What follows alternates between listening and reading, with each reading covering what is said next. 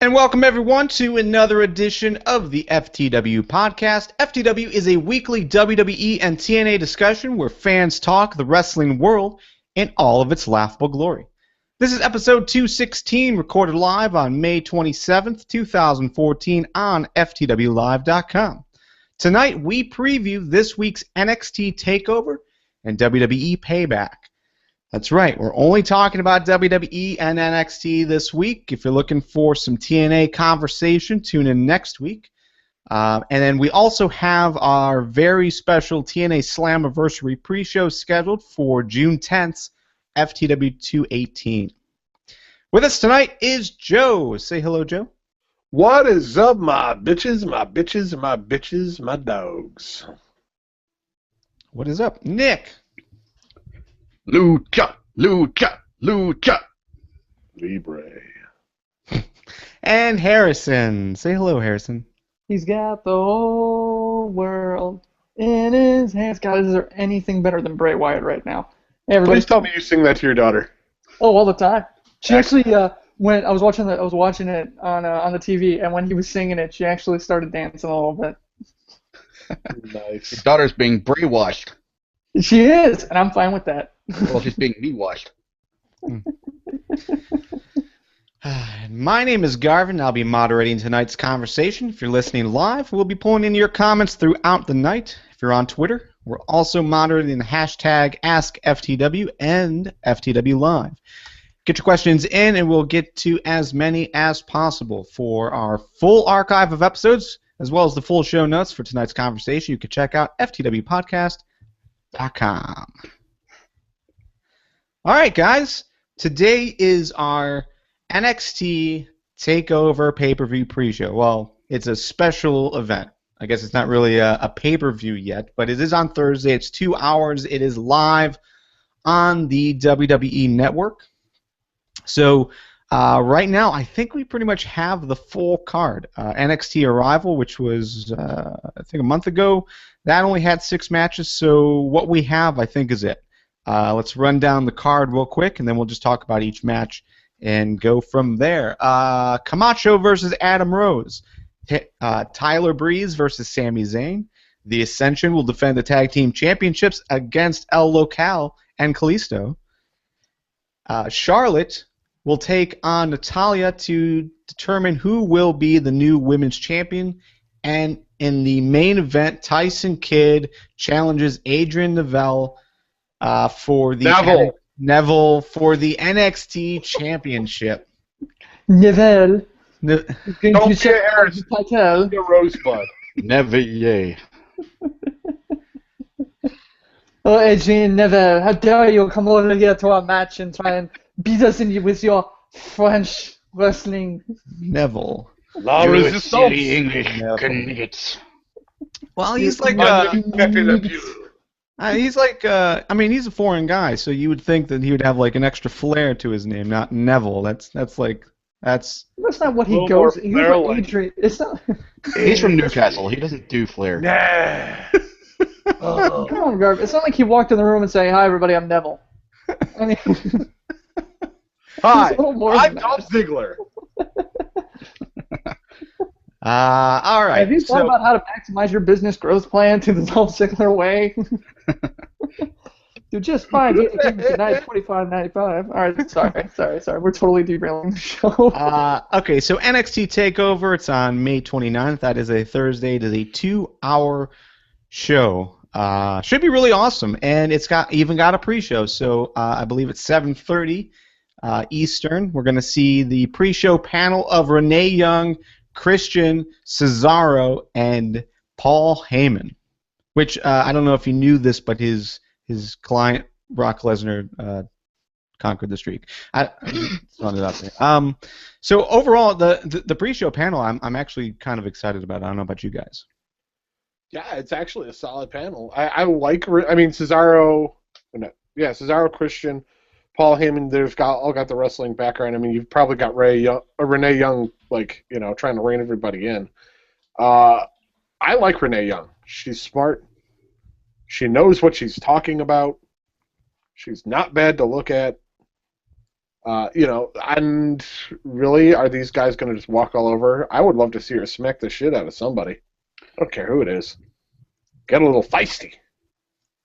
Yeah, she's got a lot of experience with this sort of thing. With there's some Canadian sports network. I can't remember for the life of me what the show is called, but it's very similar to this sort of thing. What's that? Hockey. The Score Network. The Score. Yeah, that's what it was. Or that was the show. Yeah. Yeah, and she did something very similar to this, so I imagine she's going to be pretty good at it. And I think everybody else will have a lot to offer as well. Christian might be debatable. I'm not really sure how much I'm looking forward to hearing him talk about NXT, but it probably won't be bad either. So I don't know about that. Christian was never good at commentary ringside. He and Edge would do that. Edge would always outshine him. Christian sucked. Edge always overshadowed him. Edge is when you've got a guy at the caliber of Edge, it's hard for Christian to stand up to it. Fair point. But even taking that aside, Christian was never good ringside on the mic doing something ad-libbed about somebody else. He was never good at it. At least he'll have Renee Young and Paul Heyman to fall back on. Yeah, that's true. I think those two are going to carry it. Yeah, and I mean, at least for me, I'm excited to see what happens with Cesaro. Cesaro really hasn't had that major opportunity to talk, and I think this is going to allow us to see what he can do for a longer period of time. I mean, if you do follow the WWE's YouTube channel, Cesaro does do some interviews, like some backstage interviews for. I forget what language he does it in. Forgive me, but he does like a secondary language interview, sort of like what Ricardo Rodriguez does. He does his in Spanish. So, and he's carried himself very well overall. So, yeah, I'm kind of excited to see what happens, and I think this will give Cesaro a chance to shine. And really, I'm looking forward to hearing what they have to say about Sami Zayn. Do you think Cesaro will do commentary in other languages again and have Paul Heyman translate like he did on Raw? It's quite possible. I think it would be okay. I hope they don't do that the entire time, but I think we'll probably see shades of it for sure. So okay, let's move on to the first match. We've got Camacho versus Adam Rose. Nick, what's your thoughts as far as the overall build for this match? I think it's been decent. Maybe there are better opponents for Adam Rose and Camacho, but it's kind of made it work fairly well for him, just being the no-nonsense brawler that has no time to put up with Adam Rose or the Exotic Express. And he's done fairly well building up heat for it by attacking Captain Comic and destroying him in the ring. So this should be a pretty good opening match. At least I assume it's going to be an opening match. And I fully expect Adam Rose to walk out with a win, as he should, since he's already on Raw. So that's my prediction, is the Exotic Express rolls out with a win. I was thinking that Adam Rose is going to pick up the win, and I haven't been watching a whole lot of NXT, so maybe the storyline seems to be building that way, because now that he's debuted on Raw, now that he's on the big shows, it makes sense for him to win. But what if Camacho wins to get a little momentum down in NXT, so that Adam Rose can continue on and take his reign of party instead of terror, take that to Raw. I don't think Adam Rose necessarily needs to win. He's already passed. He's already made the jump. Yeah, and the other, but I don't know. I mean, for me, I think it is almost a must-win because, and I could be wrong, but this feels like this is the first major feud for Adam Rose since he debuted in NXT. Yeah, it is. And he's still definitely in the early stages of this character, so he really needs to be built up. Whereas Camacho, it'd be nice to see him pick up some wins and get some momentum, but realistically, he's not going to go much farther than he already has as a singles wrestler. As a tag team wrestler with Hunico, maybe, but I don't see his singles career advancing much farther. So No. I see him building up Rose.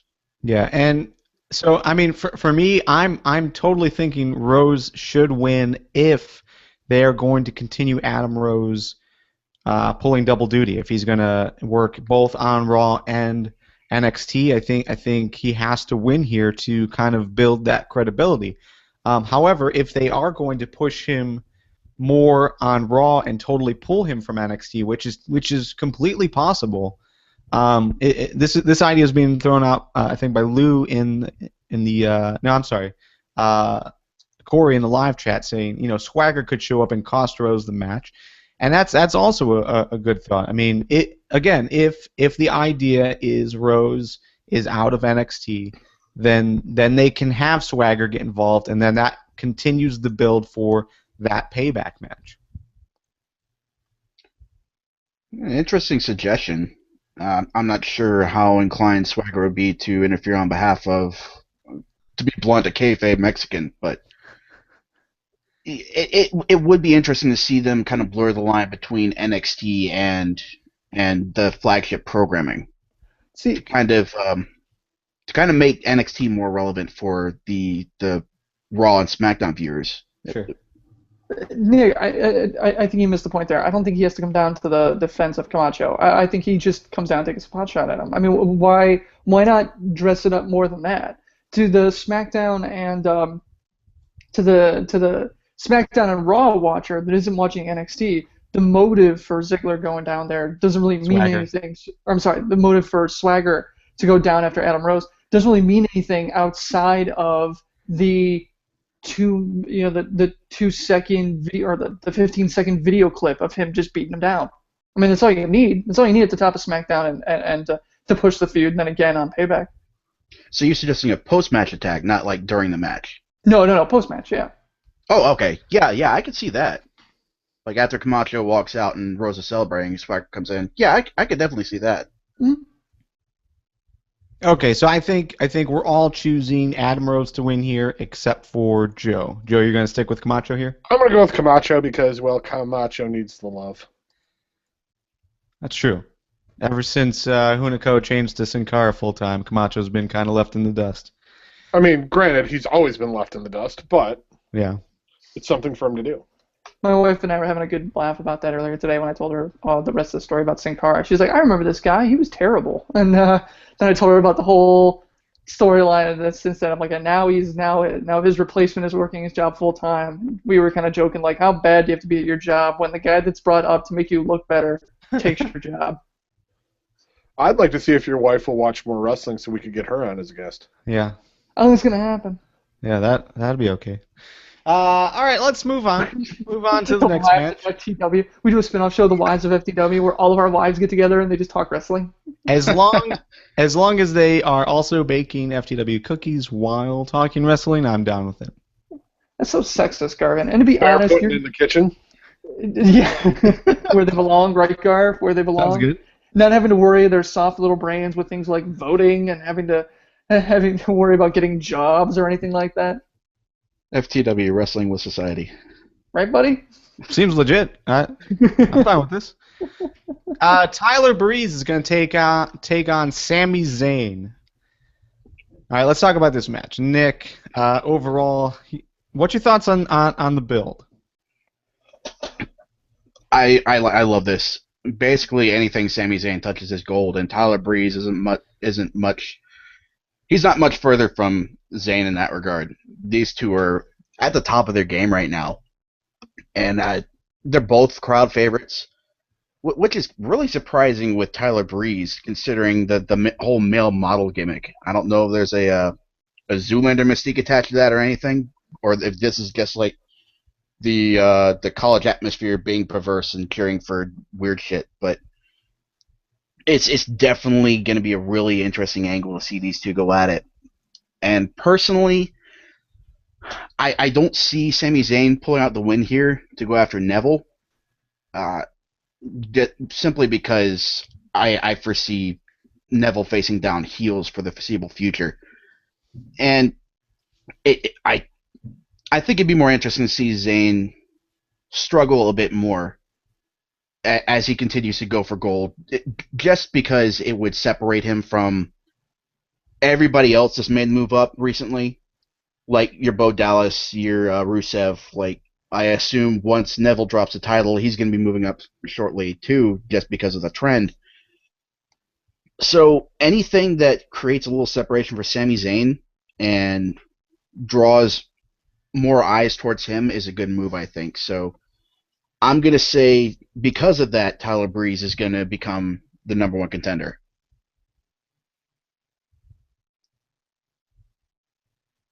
Joe, you're muted. I didn't even mute myself. That's the problem. Touching on your Tyler Breeze thought about the Zoolander thing, to me he's a mix. It's a little Dolph Ziggler, a little Fandango, and model Rick Martel mixed together. I think it's I dig all three. You know, I love the mix. I do like the character, but you know, like you said, everything Sami Zayn touches turns to gold. I think he's going to win, and it's going to be a good match. Probably a spot fest, but you know, I think Zayn's going to pull out the win. Yeah, I think for me, as far as comparisons go, if we wanted to throw a comparison out there, I think he would fit well with Eminem. Back when Mercury and Morrison were together. Yeah, I think overall it kind of fits with that, like as far as the furs and the self-absorbance and whatnot. I think totally fits with what they were pushing before. So, but yeah, overall I'm okay with it. I really have no opinions on Tyler Breeze. I don't feel like I've really seen him wrestle a whole lot, even since Arrival. I mean, yeah, he was in the Three Corners match, and that was a pretty good match. But I think that was like the first real test since the network debut for Tyler Breeze. So I think we need to see a little bit more before at least I would push him up as that next contender. The next contender, I think, unless they're going to pull him up to the main roster, would be Sami Zayn. Sami Zayn, I think, has done amazing work regardless of who he's in the ring with. But I don't know. It always seems like they're kind of pushing him to be the underdog, where he's not necessarily winning all of the big matches that he should, or he's not. I don't know. Or there's always some kind of weird injury thing happening. Like they were pushing the idea that he was suffering concussions, especially after the matches with Cesaro. So. I don't know. It's kind of hard to figure out where they're pushing Sami Zayn, but it's obvious they see something in him because they are giving him that spotlight. Yeah, to be clear, I'd love nothing more than for Sami Zayn to become champion, because he absolutely deserves it. The biggest problem I have with Sami Zayn versus Adrian Neville is you're essentially cannibalizing all the face heat that those two are getting by pitting them against each other. So that's why I think Tyson Kidd is going up against Neville right now. Just because while they are both faces, Tyson Kidd's never been the most popular guy. Basically his face appeal comes from he's part of the Hart extended family, and he's also a cruiserweight spot monkey a lot of the time. So he doesn't really have that connection with the audience that Zayn has. So I think that's why I don't really have a problem with this match. But I really like the idea of Neville facing down heels, like Brodus Clay before, and I think that's why Breeze makes sense. All right, so Nick, you're going to go with Tyler Breeze. Joe and Harrison and myself are going to go Sami Zayn. And I believe the live chat is also going to go with Sami Zayn. Nope, sorry, Nick, you're persuaded them. They have changed their vote to Breeze. All right. Hell yeah. Tag team championships are on the line. The Ascension versus El Local and Kalisto. And right now, and we do fill out some of these predictions before we go live. But right now, everyone is unanimous with El Local versus Kalisto, and I'm kind of curious the reasoning. I want to see if we're all on the same page, Joe. Ascension's held those titles for a very long time, and Ricardo Rodriguez needs some gold. Isn't he El Local? Yes. Yes, that is correct. Okay. Yeah, I think the Ascension has gone on too long without any real advancement, and now that we're finally getting some actual tag teams put together after the ones before kind of fell apart, it just makes sense for the Ascension to drop the titles to a new team with kind of a fresh perspective.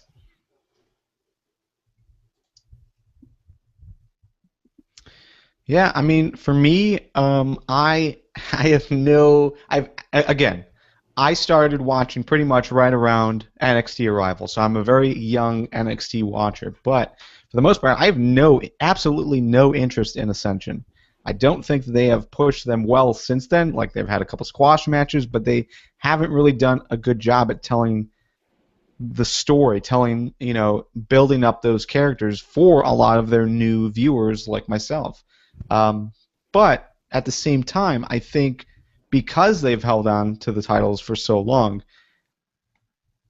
right now, for me, I think would be a good opportunity to actually move them up to the main roster. I mean, there's been a lot of talk about even more guys making the jump soon. So quite possibly, and this was my reasoning for choosing them to drop the titles, was so that the Ascension would be called up to Raw to compete with Usos or Wyatt family or whoever else is gunning for the titles at the time. I think that's what's happening. I'd love that if that was the case. The Ascension is finally gelled as a team, and they finally stopped making the stupid mistakes that I was ragging on them so hard for. Rick Victor finally seems to have realized when he's supposed to be in the ring and when he's supposed to be making the pin. So, kudos to them. Yeah, I mean, I do dislike them overall, because I don't get them. I don't understand what makes them so good. But at the same time, they do look like they are a well-oiled machine as far as a tag team goes. It's just their matches are so short, outside of the one match that they had with the Usos. So, okay, so yeah, unanimously, we're all going to go with El Local and Kalisto to win the titles, and I think that'd be really interesting. And I really hope that means that we'll see El Local every week, and quite possibly that will transition to him finally coming back up to the main roster and feuding with ADR. But we'll see. Lucha. All right, so Women's Championship, we had a 3 to 4 week long tournament. I can't remember how long it was, but it was a tournament to determine who would be in the main or in this match at Takeover. Charlotte and Natalya both advanced to the finals, and pretty much unanimously, we're also going to go with Charlotte. So, real quick, why do you not think Natalya will hold gold at the end of the night? Nick? And Natalya's just down here in this tournament simply because of the name value attached to this title match. Obviously, it's Ric Flair's daughter versus Jim the Anvil Neidhart's daughter, and they're actually posing her alongside Bret Hart for the purpose of this feud. It's purely name value, and that's not to take anything away from the quality of the match, because I truly believe that this is going to be an excellent match by any standard, not just Diva standard. But Natalya is a established main roster diva. She doesn't get anything from becoming the NXT Women's Champion. Maybe that would have been different if she'd been the first ever, like Paige was. But she should be getting shots at the main roster divas title, not the developmental women's title. I agree completely with Nick. And Natalya's down there. I mean, whatever you're seeing is seeing for a feud. You know, I know they're pumping the Flair Hart deal, but I just it's a step back. You know, it's not. She's there to help people get better. You know, she's kind of that benchmark that they've got people going against. You know, the standard. She's the standard. And it's just it doesn't do anything to give her that title. It just if you do that, she can barely hold on to the Divas title, where the competition is supposed to be much better. But when you get her down here, then she's winning the title. Just means then it's like she's not good enough. So we're just going to give her this, and I don't know. I don't like it. Yeah, I'm in agreement with you guys. I think overall it'd be nice to see Natalya hold a title, but it definitely needs to be on the main roster. We definitely need to see Natalya hold, or at least feud, and look credible. Fighting for the Divas Championship. I think that would make more sense. This is only to push.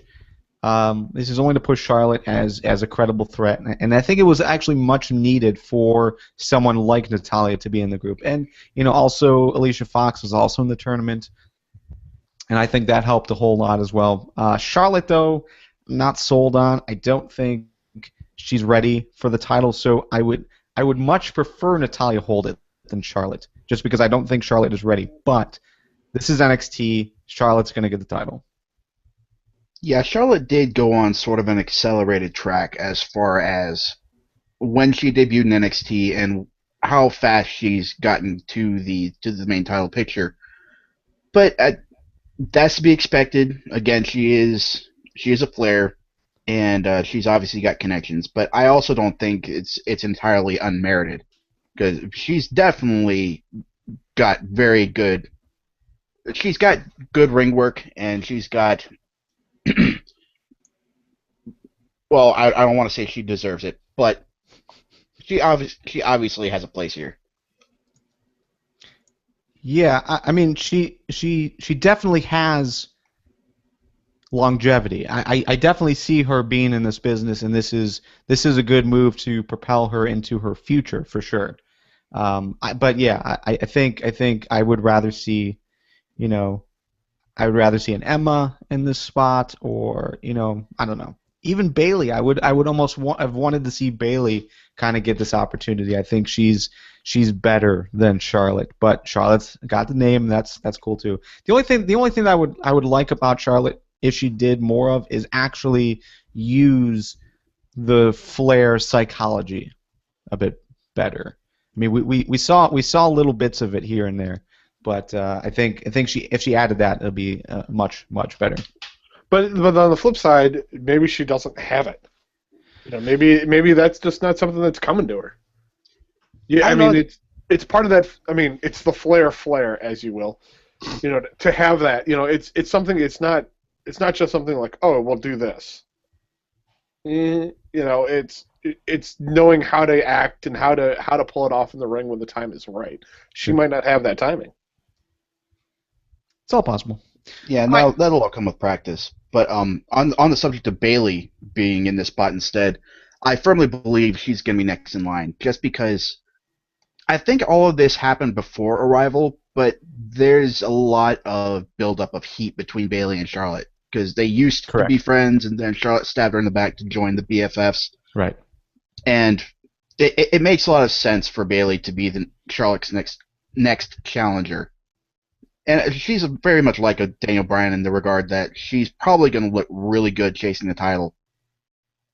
Yeah, no, I agree. I think she will. That's most likely the route that they're going to go after this, and that's cool by me. So, all right, main event, NXT Championship, Tyson Kidd versus Adrian Neville. Who do you guys got, Nick? Neville, hands down. Again, this is going to be a really good match, but Tyson Kidd is essentially just fodder to help build Neville up. I think this is another case where Kidd has gotten as far as he's going to get as a singles wrestler, and if he uses his remaining time to build up future stars or things of that nature, then I think it'll be time well spent if it's with guys like Adrian Neville. So Neville will retain. I'm going to make a bold prediction here. I'm actually going to go back and change my vote for the women's title to Natalya, and I've got a reason. And Tyson Kidd is going to win. Because of Total Divas, everyone knows they're married. Well, what if they're both going to win gold, and then they're going to run NXT? You know, I definitely The like Hart that idea. Family Authority. yeah. Yeah, I definitely like that idea, Joe. It gives both of them a new flavor, a new way to work, and just be a complete power couple. I mean, they don't have to do it to the extent that the McMahon Helmsley era would be, or as we currently see it, but definitely change the face of NXT so that there are now two figureheads to just rail after. And Natalia has kind of been isolated by the rest of the divas over the Total Divas art shenanigans, so that would actually be really interesting the more I think about it. It's interesting, but I think the problem is that we look at NXT for what it is, and that is a training ground for a lot of new guys. So if you stick both of the top two titles on Natalia and Tyson Kidd, you're basically putting WWE veterans down there to kind of run the ship, and I think that could be seen as awkward. I don't think it's long lived if it does happen. I kind of doubt they have the mic ability to really pull that off too. Is Tyson Kidd and Natalia, as far back as I can remember, they've never really been a huge presence on the mic, and if this were to happen, I would imagine Bret Hart being involved somehow, and he's never really been remembered for his mic skill. Like he didn't really suck by any means, but he also wasn't really the talker that Vince or Triple H were. So yeah, it's really interesting in concept. I just not really sure how workable it is. I like the idea, though. I like the idea of Tyson Kidd for sure winning. And there are some other rumors about the idea of possibly calling up Adrian Neville. I mean, we're going to hear these talks about different random guys from NXT for the foreseeable future, for sure. But Adrian Neville is another guy that they've been talking about. He did work some dark matches against Sami Zayn for a main event, which seemed to get over pretty well with the crowd. I mean, I don't know. It was posted in the Facebook group, but there were at least one match that looked really nice between the two. So I could definitely see Adrian Neville getting called up soon. So if that was the case, Tyson Kidd definitely. It would be cool to see them use NXT to kind of help mold him, and I think he definitely needs it too. So, but for me, I'm going to go with Adrian Neville defending. I think they're going to give him a little bit longer reign. I don't think he really got to show what he needed to against Brodus Clay. This is going to be an epic match for sure, but I still think he needs just a little bit more to really hone in on what type of character he is. His ring work is great, but not so good on the mic work, I don't think. So I'm gonna go with Adrian Neville. Neville. God bless it. So we've got. I was waiting for you to do that. So we've got 3 for Adrian and 2 for Tyson Kidd. So, but yeah, overall that's gonna be NXT Takeover. It's a good card, top to bottom. I'm pretty much looking forward to every match. So, and the pre-show panel that should be good as well. So, all right, well, time for some WWE Payback. This is the WWE Payback pre-show. So let's take a look at the entire card, go over match by match of what we see happening. Currently, we've got 7 matches. No, I'm sorry, we have 6 matches scheduled. But we also have the Daniel Bryan decision on whether or not he's going to drop the title. Possible additions to this, Jack Swagger versus Adam Rose is not official yet, but that seems like that's going to be added. We've also got tag team championships. Usos could defend against the Wyatt family. They've been building that heavily on both Raw and SmackDown as of late. Then there's also the possibility of maybe a Big E versus Rusev match. So, again, we've got 1, 2, 3, 4, 5. So we've got 5 matches for the main card. So we've got room for 2 more. So let's talk about these possible filler matches. Which matches do you guys think is going to is going to be on the card? Harrison? Swagger versus Rose, definitely. I think it's just too easy for them to not bring. I mean, they've already had Adam Rose on Raw. They've already had Adam Rose. Was he on SmackDown? Yes. Okay, so he's been on Raw. He's been on SmackDown. Yeah, that's great, by the way. Yeah, and so having him in a match with Swagger at Payback, I think would be a great way to bring him up. He's got the talent. He's definitely got the comfort level on the mic, which is what Swagger definitely lacks. But I think Adam Rose, if they were going to do it, this is a pretty good time. The only downside of that one, admittedly, is that he is really new, and we're talking about a debut at Payback. I mean, it's a pay-per-view debut, which never really works out for. I mean, that's a hell of an endorsement from WWE to do something like that. So that's the only thing. It's like, does WWE think that Adam Rose is worth debuting at a pay-per-view? And I'm not sure. But for me, can't be any worse. Can't be any worse than Fandango. It is fair. But looking at the possible filler matches, I don't think we're going to do the tag team match, the Usos versus Wyatt family. I think that's a little premature and a little out of the blue. I know they did it at a house show with the Wyatts winning and then Fit Finlay coming out and negating it. But Swagger versus Adam Rose definitely looks like it'd be there. Big E versus Rusev, they're already teasing it. I think it's going to happen. It may be one of those, spur of the moment matches, but I think it's going to happen. Yeah, Big E and Rusev makes a lot of sense to me out of the 3 that are on there. Couple of run-ins, battles in the ring. If you don't have it happen at the pay-per-view, I'll be surprised. Plus, you have Rusev squash Big E. Well, not squash, but you have him beat Big E. They learned their lesson with Ryback on that one, so I don't see Big E winning. There's cases to be made for all 3. The most likely, I think, actually would be the tag team championships, because there actually has been something of a build between the Usos and the Wyatt family. Not necessarily with Harper and Rowan against the Usos separately, but always in conjunction with whatever's going on between Cena and Bray Wyatt.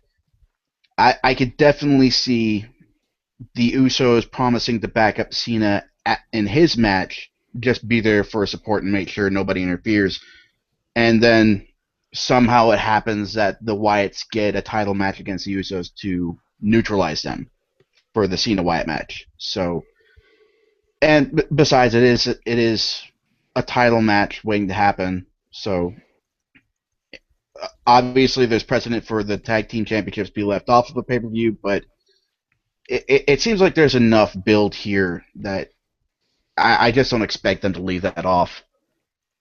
Yeah, and let's not forget tonight on the must-watch WWE main event. I believe in the main event is Wyatt's versus Usos. So I mean, there is build. There is enough build for that. They could easily push that into a segment on SmackDown and then have the match at the pay-per-view. And you know what? It's not completely out of the question for all 3 of these matches and have 8 matches on the main card. I think that's not completely out of the question. Because you can't think Big E versus Rusev is going to go very long. Paige versus Alicia Fox probably won't go very long, even though it should. Barrett versus RVD isn't going to last a while either. No. So there is time. There's definitely time to put all 3 on. So all right. So let's go. If these matches were going to happen, it looks like we're going to pick with Adam Rose going over Jack Swagger. Are you in that same boat, Kevin? Yeah, I think Adam Rose will get the win. Again, you don't want to kill the character this early, and with what they're doing, unless you have some sort of um, run in or attack from Zeb, but I still don't think it matters because then Adam Rose's crazy ass entourage will probably get involved somehow, and I don't know, that lemon guy will take out Zeb. I don't know, whatever happens. Nah, Adam Rose wins. I think that's what's going to go down. That'll be a job for Simon Gotch to back up Adam Rose. I have heard those rumors. All right, so okay, Usos versus the Wyatt family. If that match were to take place, who walks out with the titles? Right now, Wyatt family it's Joe, Nick, myself. We're going with Wyatt family. Usos, Harrison, you're choosing them to successfully defend. What about you, Kevin? Wyatt's. Okay, and actually, I'm really torn on this match because I do want to see the Wyatt families hold the title. I think them having the tag team championships would be pretty cool, and I think it's much needed to really show that they're not just lackeys for Bray, that they can do something, and they've already shown us that Luke Harper is a fantastic wrestler. So, but at the same time, if they win, then what do you do? If they're bringing the Ascension up, you got to assume the Ascension are coming up as heels. Usos can still go in there. Maybe you have. I don't know. I just don't know who else is in the tag team division that would be good against the Wyatt family. You got Goldust and Cody possibly, but with Usos, I think there's more opportunity for them to get involved in different things. With the Wyatt family, I feel like it's going to be just there. And me talking has forced you to change your vote, Joe? Yeah, actually, yeah, you have. It's like it was something I was thinking of when I even said the Wyatts would win. I could definitely see them winning and taking the gold. You bring up a good point about the Ascension moving to the main roster, but on the flip side, I could definitely see this match going DQ, which means that a vote for the Usos actually does win because they'd be walking out with the titles. So that's why part of the reason why I switched. I would love to see like a 3-team, do some triple threat matches. That's what helped put WWE's tag team division back on the map with Edge and Christian and the Hardys and the Dudleys. Maybe with this interesting diversification here, Sure. the diversity of these tag teams, we could have something going on here. We could have something better, where I could see the Wyatts almost being the in-between team. They get cheers, but they are a heel team. Mm-hmm. I could see some action going on there going forward. So it could end in a DQ win for the Usos, or the Usos might win clean due to a distraction. I don't know, but I'm changing to the Usos. Okay. Well, I mean, for me, if WWE was going to do the right thing with the tag team division and actually book them in tag team matches, and as far as 2-on-2, not these, let's join up with John Cena because we're the face tag team. I think if they were to do the right thing, I think there's more opportunities with the Usos, but because of the track record of WWE as far as booking the tag team titles and them not being really used for anything other than story development, not necessarily to create feuds and to create good matches and that sort of thing. That's why I'm really leaning towards the Wyatts holding it, because that's another thing that they can use as kind of a landmark for the Wyatt family. Okay, Garv. Yeah. Okay, so we're going to get into this later, and here's the thing. I'm hemming and hawing on it, but you and I picked Bray to beat John Cena. Do you think that they would do... Yeah, okay, spoiler alert for the next 5 minutes. Do you think that they would do Bray winning and the Wyatts winning and do kind of like what the Shield did where they held everything for a while? I mean, there's no title on the line for Cena versus Wyatt, but Bray beating Cena again. Well, dude, if Bray wins, he holds the whole world in his hands. Yeah, I know, but the thing, okay, so they got the alone. world and they got the tag team title belt, Right. they got the tag team championships. Do you think they would? Because that's the only reason I'm going with the Usos is because I just can't see them doing that because it worked really well with the Shield, but I think with the Wyatts, it's just the little voice in the back of my head saying I don't think the odds on that are slim. So are you in that camp, or you think the Wyatts clear the board on Payback? I think the Wyatts can do both. I don't think it'll be as effective as the Shield because the Shield has looked as that dominant team, and for the most part, they did really. I feel made the tag team division better. I thought. I mean, I like their tag team reign from what I can remember. So I think as far as that comparison, Wyatt family with Bray winning as well can control Payback, but. I just don't think it will be anywhere near what the Shield did as a collective group. If that makes sense.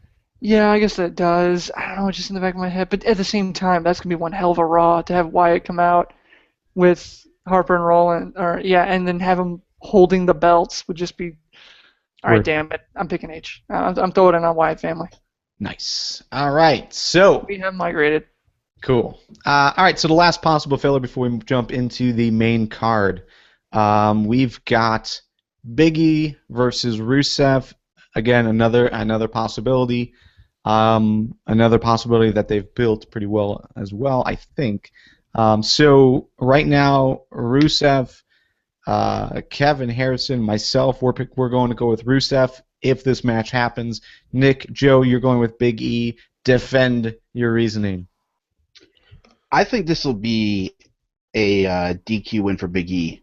I think he'll control things, and Rusev will somehow do something so heinous as to get himself qualified. Like, he ignores the ref while he's got Big E in the accolade or something. So the ref awards the match to Big E. I really don't think, or I believe this will be a long-running feud, at least relatively so. I think this has a little bit of legs on it. So, I believe Big E will walk out with the win, but I don't think he'll be the one to actually walk away from the match. I see Rusev taking out Big E, like you said, after the match. But I think Big E will give him his first loss. He's been destroying guys, so I could definitely see him lose. I mean, he beat R-Truth and Consequences Creed.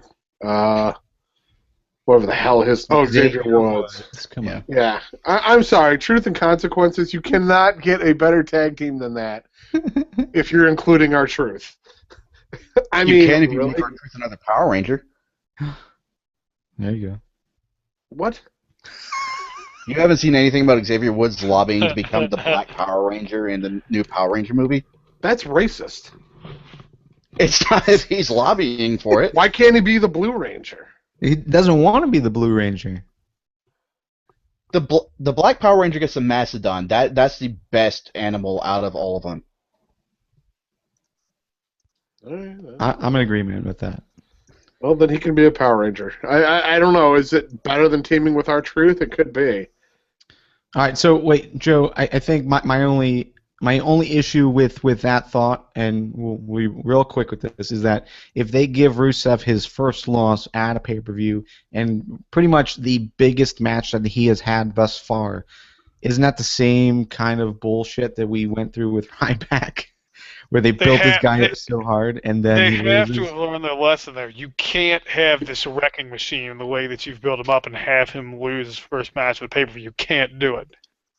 But Ryback didn't lose his first pay-per-view match, I didn't think. I thought he continued winning and winning. He never won a pay-per-view for like the first... That's negative. That's right. 5 or 6 months. They just Yeah, it looks like 4 or 5 in a row. Yeah. Right. Okay. But they did spend 3 months building him up and not putting him on pay-per-view. That's true too.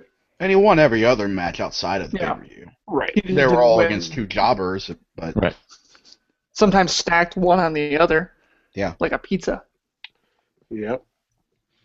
Okay, well, those are the possible filler matches that may or may not be added to the show. Let's talk about the actual show.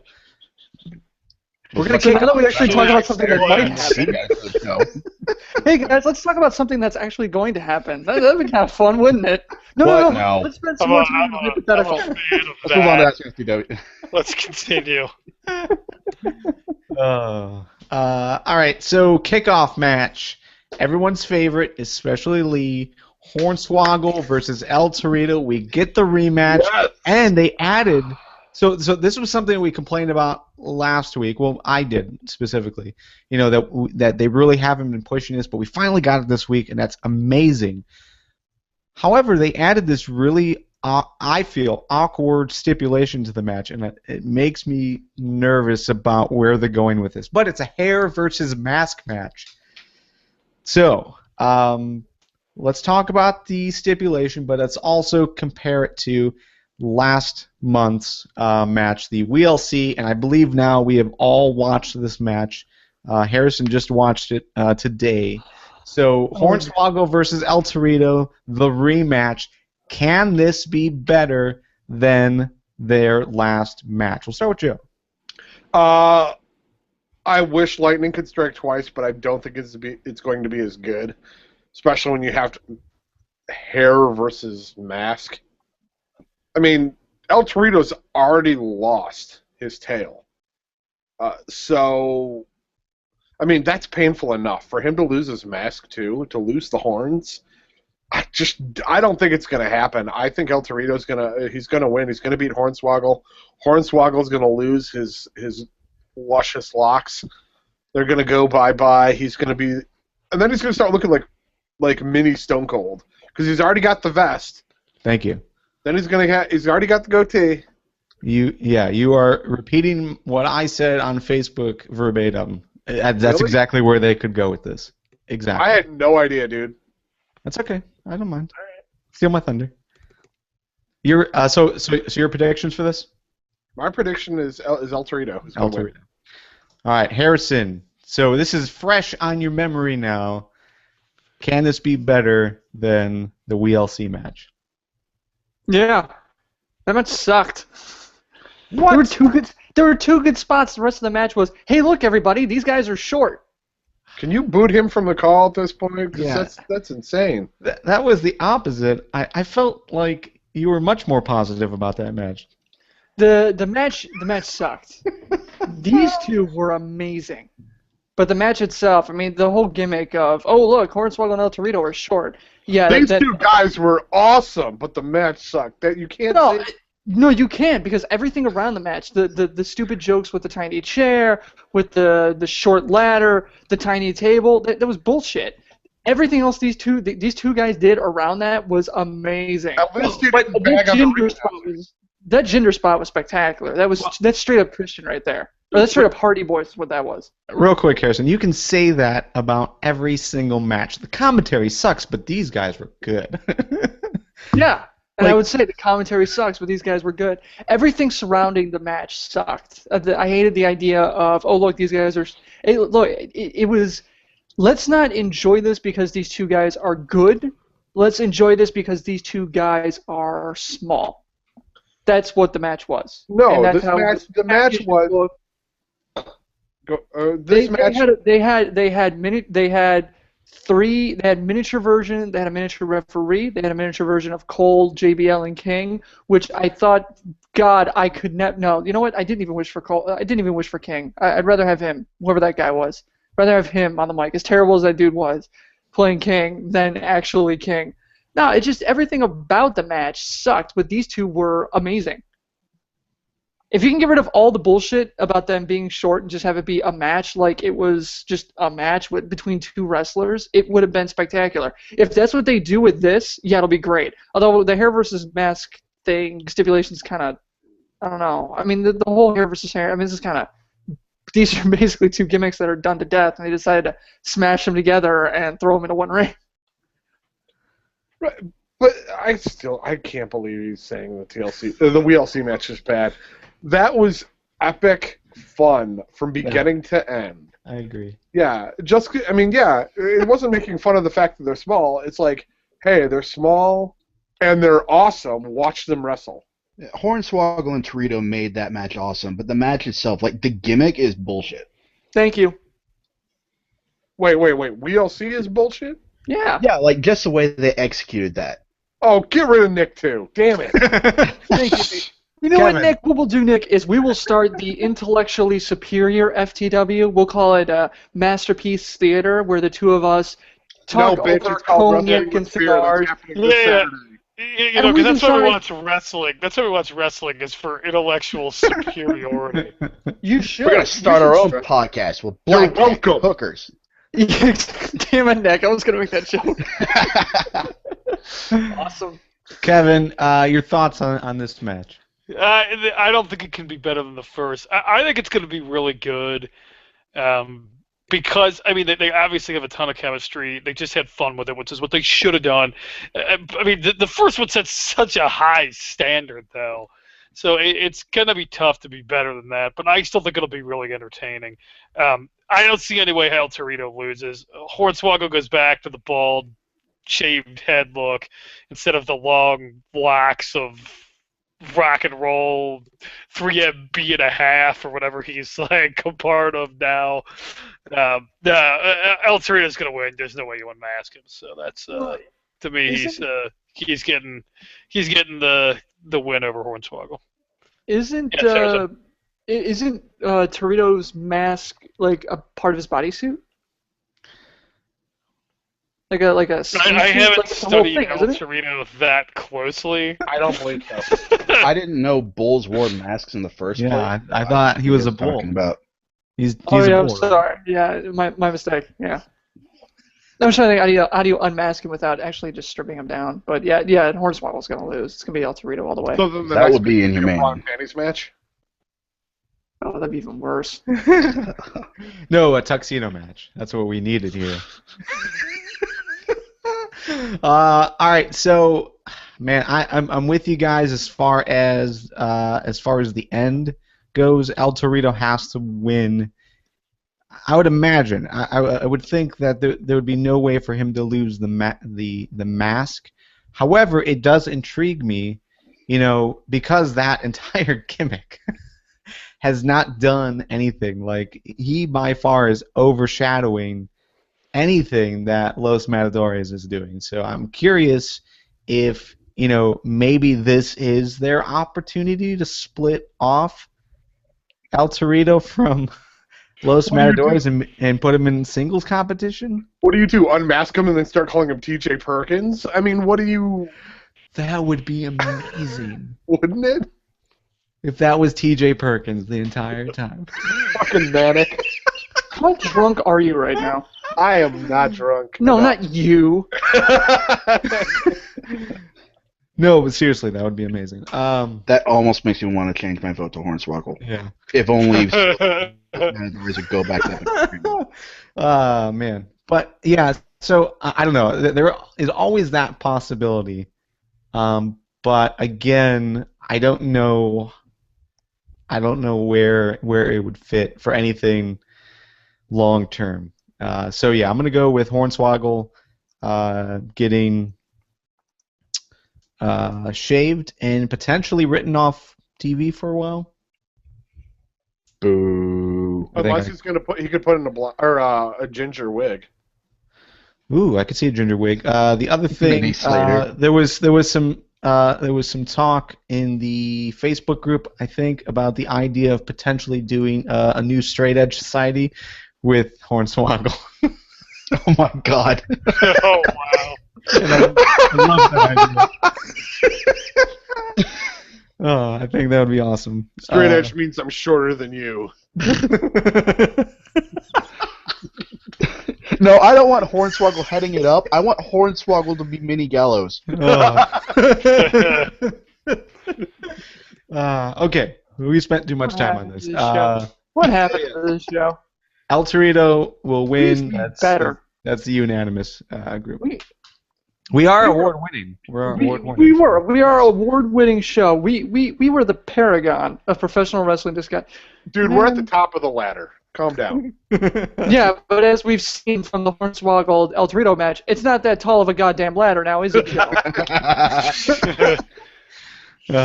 Okay. That's beside the point. We're still at the top.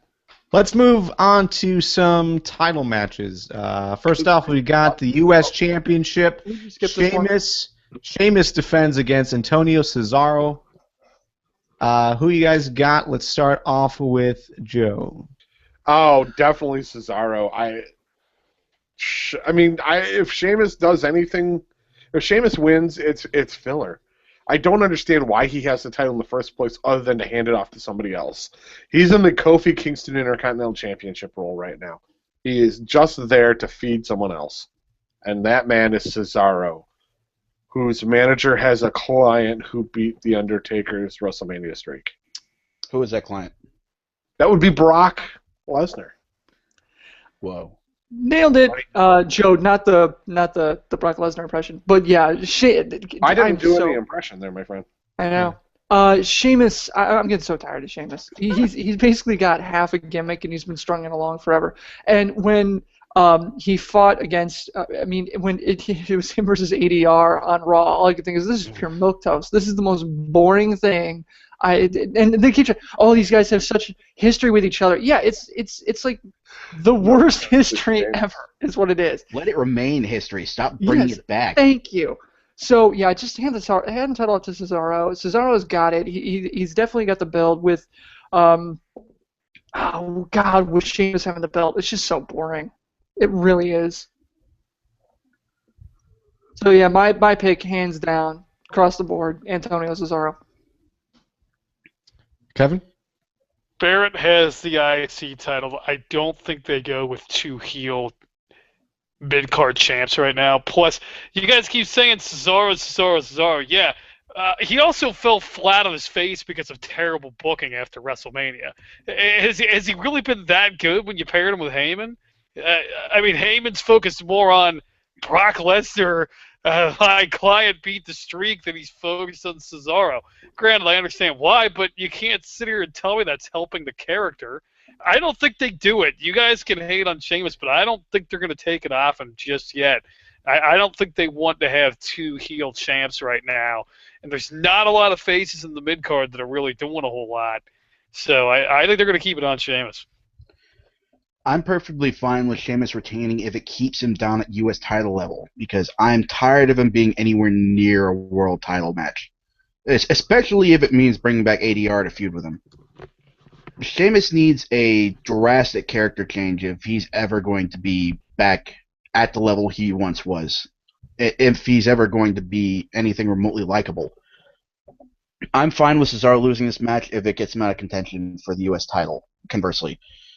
Because he definitely deserves more than the bottom rung on the totem pole as far as titles go. Yeah, I'm with you on the idea that I don't like Sheamus above the U.S. Championship, but just to go with you, Joe. Overall, I think Sheamus holding the U.S. Championship was unnecessary. I think they should have gone with Cesaro from the very beginning. I don't know why they didn't put him back in that spot. They had the opportunity after WrestleMania, so it is odd. I definitely want to see Cesaro win here. My vote goes with Cesaro, and I think they built it up nicely to allow Cesaro to pick up the win, but not make Sheamus look weak because of it. I mean, if you think back to what they were doing with Raw, where Sheamus was playing up the somewhat concussion-style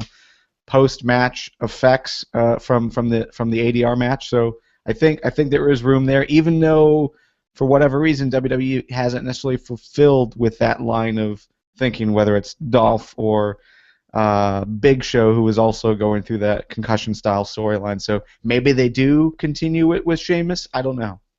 But, yeah, Sheamus is not over with the crowd. Sheamus is not over with us. I'm ready to see what they can do with Cesaro. And, just to go back to what you were saying, Kevin, I think the only thing is, yeah, they really haven't pushed Cesaro to necessarily win every match, but he has looked strong, and he has looked positive throughout this entire thing. I think it is still kind of awkward that he is playing second fiddle to a guy that's not even there every night. I know, right? But I do think they still are making Cesaro look good week in and week out. So he needs the championship. So I'm totally gonna go there. And it looks like, for the most part, the live chat is with us. Divas Championship. Nick and Kevin. Yeah, sorry guys. Divas I'm Championship. disappointed in all of you live chat. That's okay. King has I've spoken. come to expect no less. Divas Championship. Paige defends against Alicia Fox. Let's talk a little bit about this build before we talk about predictions. So far, I think, just looking back at the last 2 weeks of the podcast, talking to you guys, it seems like we're all super positive about what they've been doing with Alicia Fox and how they've been developing this entire feud between Fox and Paige. Is there any possibility, though, that Fox walks away with the championship? Of course. I mean, they have stated she is a former Divas champion. She's definitely got some fire. She's got some enthusiasm. She's got some interest. She, outside of Paige being the new hot goth girl, who else is as interesting as Alicia Fox has been? She's been brilliant these last few weeks. It's the best thing I've seen her doing in a long time, and I think they're going to reward her for. I think she's going to get the win. I think she's going to bring up the new level of crazy, and she's going to get the win. Yeah, Joe, I agree with you. I think, and if you want to keep the feud going, which I think they do, and we've all talked about, it's been really, really good. So why wouldn't you? I think you have to put the strap on her if you want to keep this going. I think they'll probably pass it back and forth with each other for a while, but at some point, if you want to keep this going, and I think they do, you're going to have to put the strap on her. I think she gets it done. I think she's going to win the title at Payback. Yeah, I don't necessarily think she's going to win the title here. I do believe she will get something of a program, though. Because I don't think the WWE would have gone to the trouble of resuscitating her in-ring career just to have a one-and-done title contention. She may not get a rematch. What's the next one? She won't get a rematch at Money in the Bank, I don't think, if she loses. But I expect that she'll be hovering around the title picture for a good long while.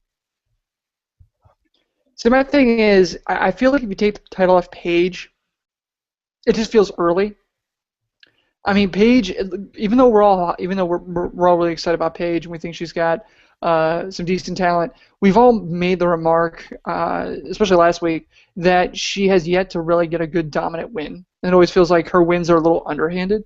And I think Alicia Fox, with the build they've been giving her, is I think we finally have the situation that we didn't have with AJ, and that we can have someone at the top of the Divas Championship ladder taking on a number one contender and it not being a complete squash. And I think that they could build a program between Paige and Alicia Fox that keeps going, even if Paige does keep the victory, or it does keep the belt, I should say, with a victory. Well, I mean, I can see your angle there, Harrison, on that, but I don't. I'm trying to think. Now I lost my thought. There's something you said stuck out to me, and I can't remember what it was. Okay. Anyway, I'll shut up now. Paige had a dominant win over Tamina. That was the only real dominant win that she had. So So just quick correction there, Harrison. No. You have to feel smart, Garvin. So why not just nitpick a minor detail? Barring NXT arrival, which does count since it was on the network. Yeah. So I think overall, though, what sets this feud up apart from her previous feuds is it does seem like there is some good back and forth between Alicia Fox and Paige. Paige is getting some good wins, and it is looking like she's getting I wouldn't want to say she got a dominant win, but she did look the stronger of the two in one of their matches. And then Alicia Fox got the big win last week, which I thought was great. To kind of give it that nice back and forth. So hopefully this does extend further. There really isn't anyone else in the division, I think, that are at this level. I'm not sure who else you could fit in there. I mean, Oksana did put on some good matches with Paige as well. You could see the Funkadactyls brought back into the division, which would be good. Garvin, did you have a stroke? That Oksana put on a good match? No, I will admit that I thought Oksana versus Paige. I wasn't necessarily looking forward to their pay-per-view match if that's what they were building towards, which it wasn't because they had Tamina fill in. But I did like what I saw from Oksana just because it was the opposite of anything else we've ever seen from Oksana. I'll second that. So. Natalya. Natalya and Paige have had a lot of good work together down in NXT. I would happily see those two have a program.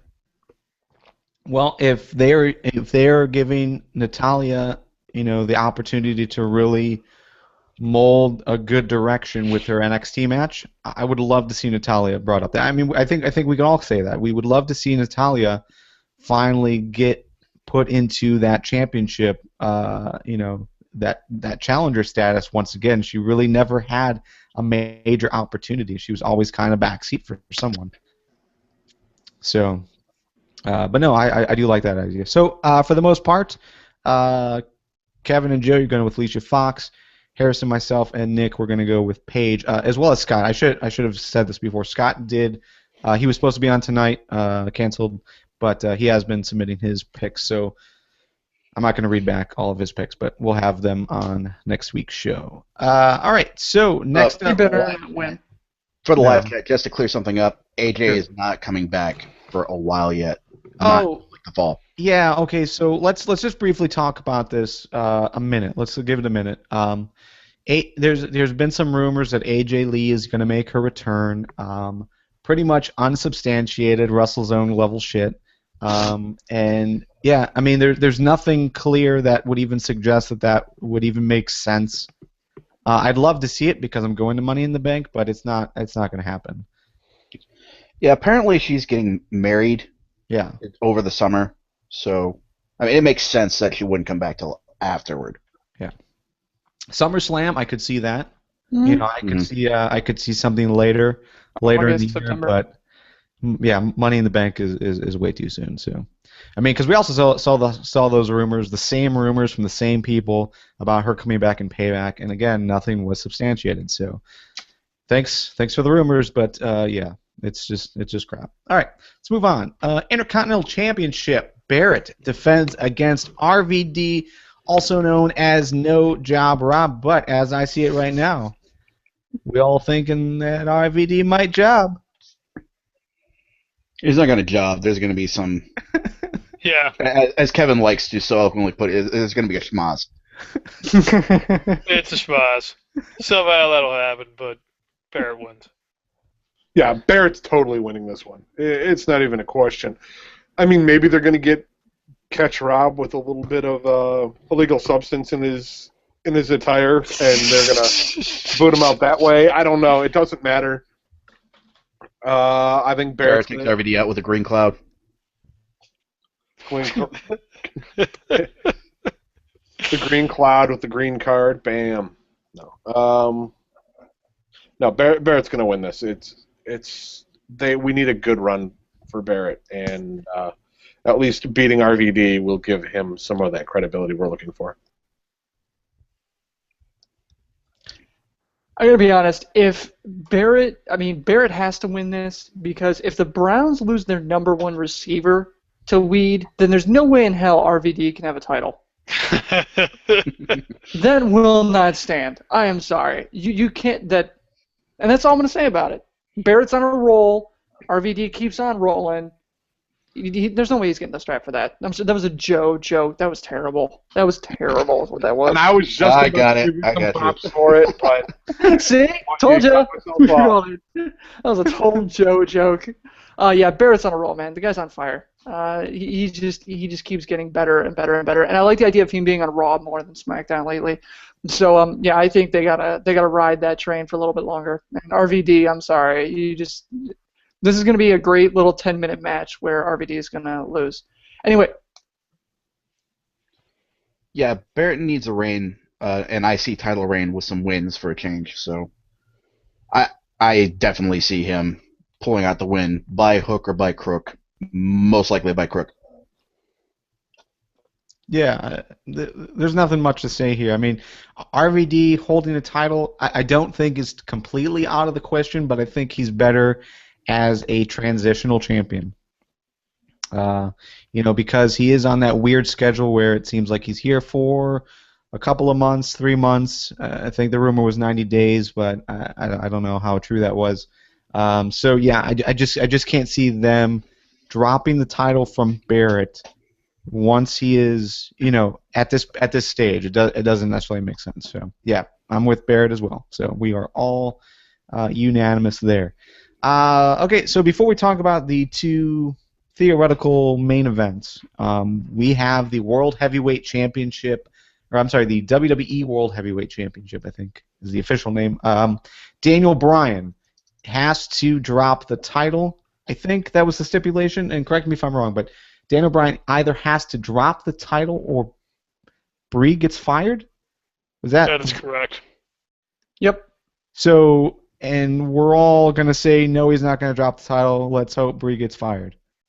I'm gonna think they're gonna dupe Nikki into doing some twin magic, so she gets fired. How's that better? Because then Bree's not fired, and then it gives Cena something he can rally against the Authority for. Or Cena can get pissed, and he finally makes his heel turn to go against Daniel Bryan. Oh, Jesus, hell. Harrison rage quits. Oh, dang. Oh, I need like 4 more of these if we're going to get through that show. Yeah, I don't know. I mean, I think for the most part, yeah, we're all saying he's not going to drop it. If he was going to drop it because the injury was so severe that he had to, he would have already. They wouldn't have kept dragging this out. But, there was always that possibility that he would only be out for a month and a half, and there was precedent with CM Punk having the title and not defending it every pay-per-view. I think he took a pay-per-view off, so he was also out of action for a month and a half. So, I think it's totally cool, and I think we're going to keep the title on him, and possibly his return match will be Money in the Bank. That seems to be where a lot of the rumor mongers out there are supporting that thought. That feels early. It's possible, but I can't see him missing 2 pay-per-views. No, I don't think he will. I mean, look, there's going to be a third option. This, as it stands right now, Daniel Bryan either dropping the title or his wife gets fired, that's just boring. That's not pay-per-view quality. There's going to be an option C, and it's going to happen at the pay-per-view, and it's going to be great. Because right now, these two options suck. They're just, it's boring, it's not compelling, and it's not worthy of a World Heavyweight Championship. So what happens? Steph makes an indecent proposal to Daniel Bryan? No, he's got a beard. Nobody does that to people with beards. Well, what's the option? Talk to us. I don't know. What's the scenario? I'm not going to give you a scenario. The IC title, then trades it in for a title shot. Oh, wait, he already has a top title. That wouldn't work, would it? That's what gets you. Well, he stopped carrying around the world title. He's just carrying around the WWE title. He had both belts on Monday. Oh, did he? Yeah. I'm sorry. Did he trade those in for a shot at the IC title? I fast forwarded a lot of it. Yeah. That was pretty bad. Trades them both in for the IC title to cash that in. Yeah, there you go. I don't know. So he This can win the isn't Divas TNA. Championship. Guys, this isn't TNA. We don't have to write for them. Why not? We're already writing for WWE, it seems. I keep taking all our Did you ideas. see Raw last night? Obviously we do.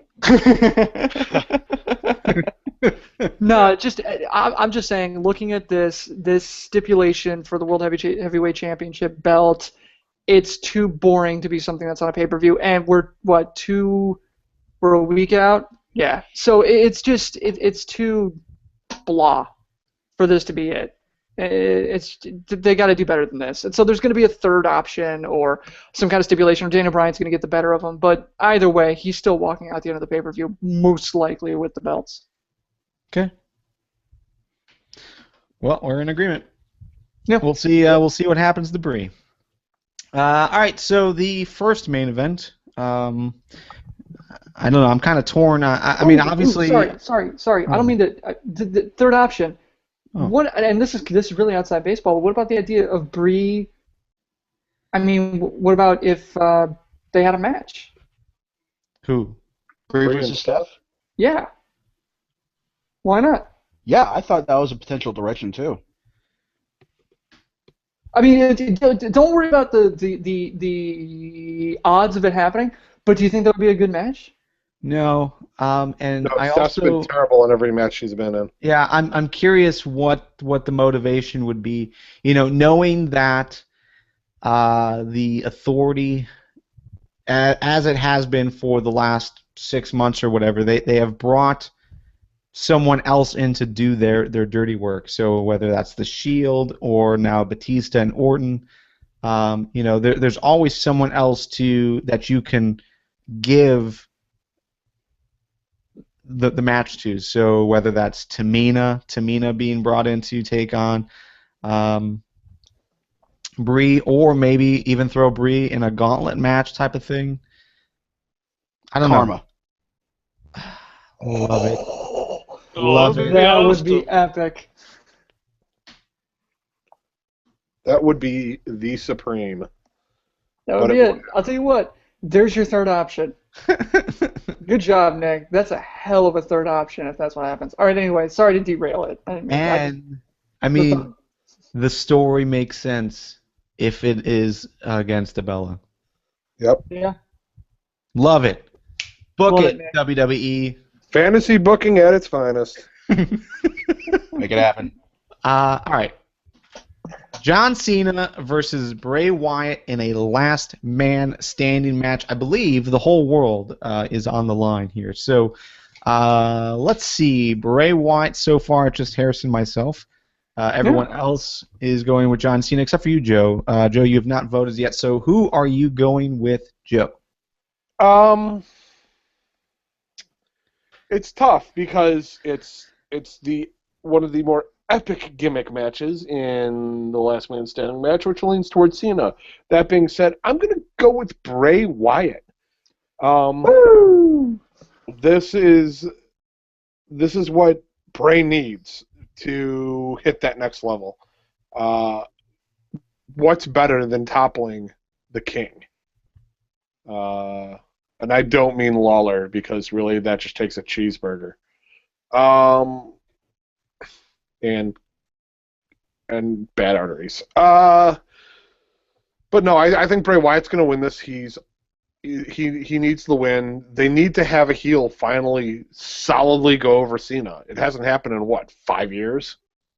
Like, where the heel wins the feud? It's time. It's time. It's time. It's sure as hell ain't Vader time. It's time. They're here. Yeah, it would definitely make sense for Bray to beat John Cena here. He definitely needs it. If Cena is going to drop one of these kinds of matches to anybody, it would be Bray Wyatt. Then again, Cena doesn't lose these kinds of matches. He doesn't lose I Quit. He doesn't lose Last Man Standing, because that totally goes against his whole creed of never give up, hustle, loyalty, respect, you can't see me, yada, yada, yada. So I have a really hard time seeing Cena lose this match. There might be some weird, I don't know what could happen, because there's not going to be DQs, and I'm pretty sure there's not going to be a count out, so I don't know how Cena would lose this match. Or I don't see how Bray could win this match by any kind of shenanigans. So I have to say Cena wins, especially since he lost that cage match. Yeah, Nick, I think you're exactly right. The cards are there, Joe, and I'm with you. It's the stars are aligned for Cena to lose and for Bray to win. And that's exactly why it won't happen, because the booking just won't let it happen. The last man standing I quit matches, either one of them are his forte. I just don't see it. I think they're going to have Cena win. I'm not taking that cynical angle. The stars are aligning. The crowd is just rallying behind Bray Wyatt, and I think there's still some gas left in this tank. And I think Cena winning at this point really has potential to derail that. So for me, it's Bray Wyatt 100% of the way, because as far as I'm concerned right now, he's the best thing on WWE programming. Bar none. He is the best thing on WWE programming. The guy can do no wrong. So for me, yeah, Cena rolls over and takes it. He takes the loss. Even at a last man standing match, at a pay-per-view, when he was disenfranchised going into it. There could be shenanigans. The Wyatt family could get involved. Maybe they're going to set up a Money in the Bank 3-on-3 match. Who knows? But for me, Bray Wyatt is getting the win at the end of this.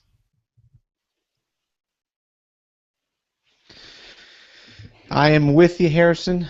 Bray Wyatt wins. That's my prediction as well. I think it's needed. I think it's unexpected as well. I think a lot of us are going in the cynical route where, Super Cena will find a fucking way somehow to do it. But I think for the most part, Bray Wyatt has everything. He can wrestle well. It's unorthodox for sure, but he can tell a great story in the ring. He's great on the mic. He has it. So I think they need to continue to push him forward and see what they can do with him. See how far they can take it. So I'm totally behind the idea of Bray Wyatt winning. Cena doesn't necessarily need to win. They can move him to other places. It's been a while since he's been in the World Heavyweight Championship race. Why not? Why not move him out of this back into the title race in some capacity? There's definitely other things you can do with Cena. So yeah, Bray Wyatt wins. Last man standing. There will most likely be many, many shenanigans, but yeah, I see Wyatt winning, and I'll love it. Yeah, and one more thing on that, Garvin, like you said, Sure. You can move Cena onto, let's say, the World Heavyweight picture. That then opens the door for Bray Wyatt to then say, I've beat you before, Cena. Now I'm going to take the one thing that matters to you, the title. Yeah. And actually, I mean, like for the most part, once we get to the third pay-per-view match, it starts to get kind of tiresome, as far as Cena versus Wyatt. And I've seen the hate on the Twitter feed and in the Facebook group that people are getting kind of sick of these two battling back and forth. But you throw a title into that, and I think that will totally reinvigorate the feud, even if they don't do it, over Money in the Bank. Money in the Bank, there's something different. But I think if they put Cena back there, which for the most part we're all against, it would open up the door for Wyatt to get involved, and definitely love that scenario.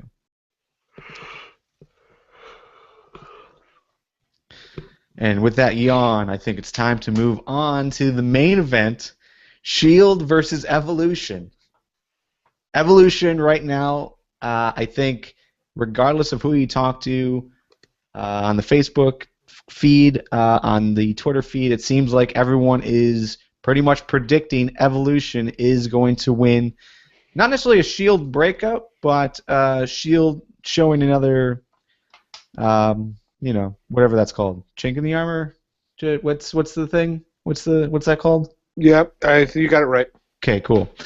One of those things. Evolution wins. That's what we're calling it. I think that's what we're all predicting. This is no hold barred elimination match. So how do you guys see this match playing out, Joe? I foresee Ambrose going, then probably I'm going to say Rollins. Then we'll end up seeing a quick succession of Orton and Batista going out, so it's Triple H and Reigns. I think Triple H will win. We'll take the win out of there. 100% in agreement. Except I don't think it's going to be 2 then 2. I think it's going to be 1-1 or 1 then 2 or something. But yeah, I definitely think it's in the end it's going to be Reigns versus Triple H, and Triple H is going to get the win. I imagine we're going to see Ambrose and Rollins get eliminated, and maybe Batista gets eliminated as well, since he's going to be leaving to promote his movie most likely. But I see them making this all about Reigns, as they have been, sadly enough, and just having Triple H and Orton beat him down, destroy him to win the match. And when I say sadly enough about Reigns, it's not necessarily commentary on Reigns so much as the fact that they're putting the focus all on Reigns, almost to the exclusion of Rollins and Ambrose. Rollins has been getting a little bit of the spotlight, but those two have been basically carrying the vessel that Reigns is riding to the spotlight that the WWE is putting on him.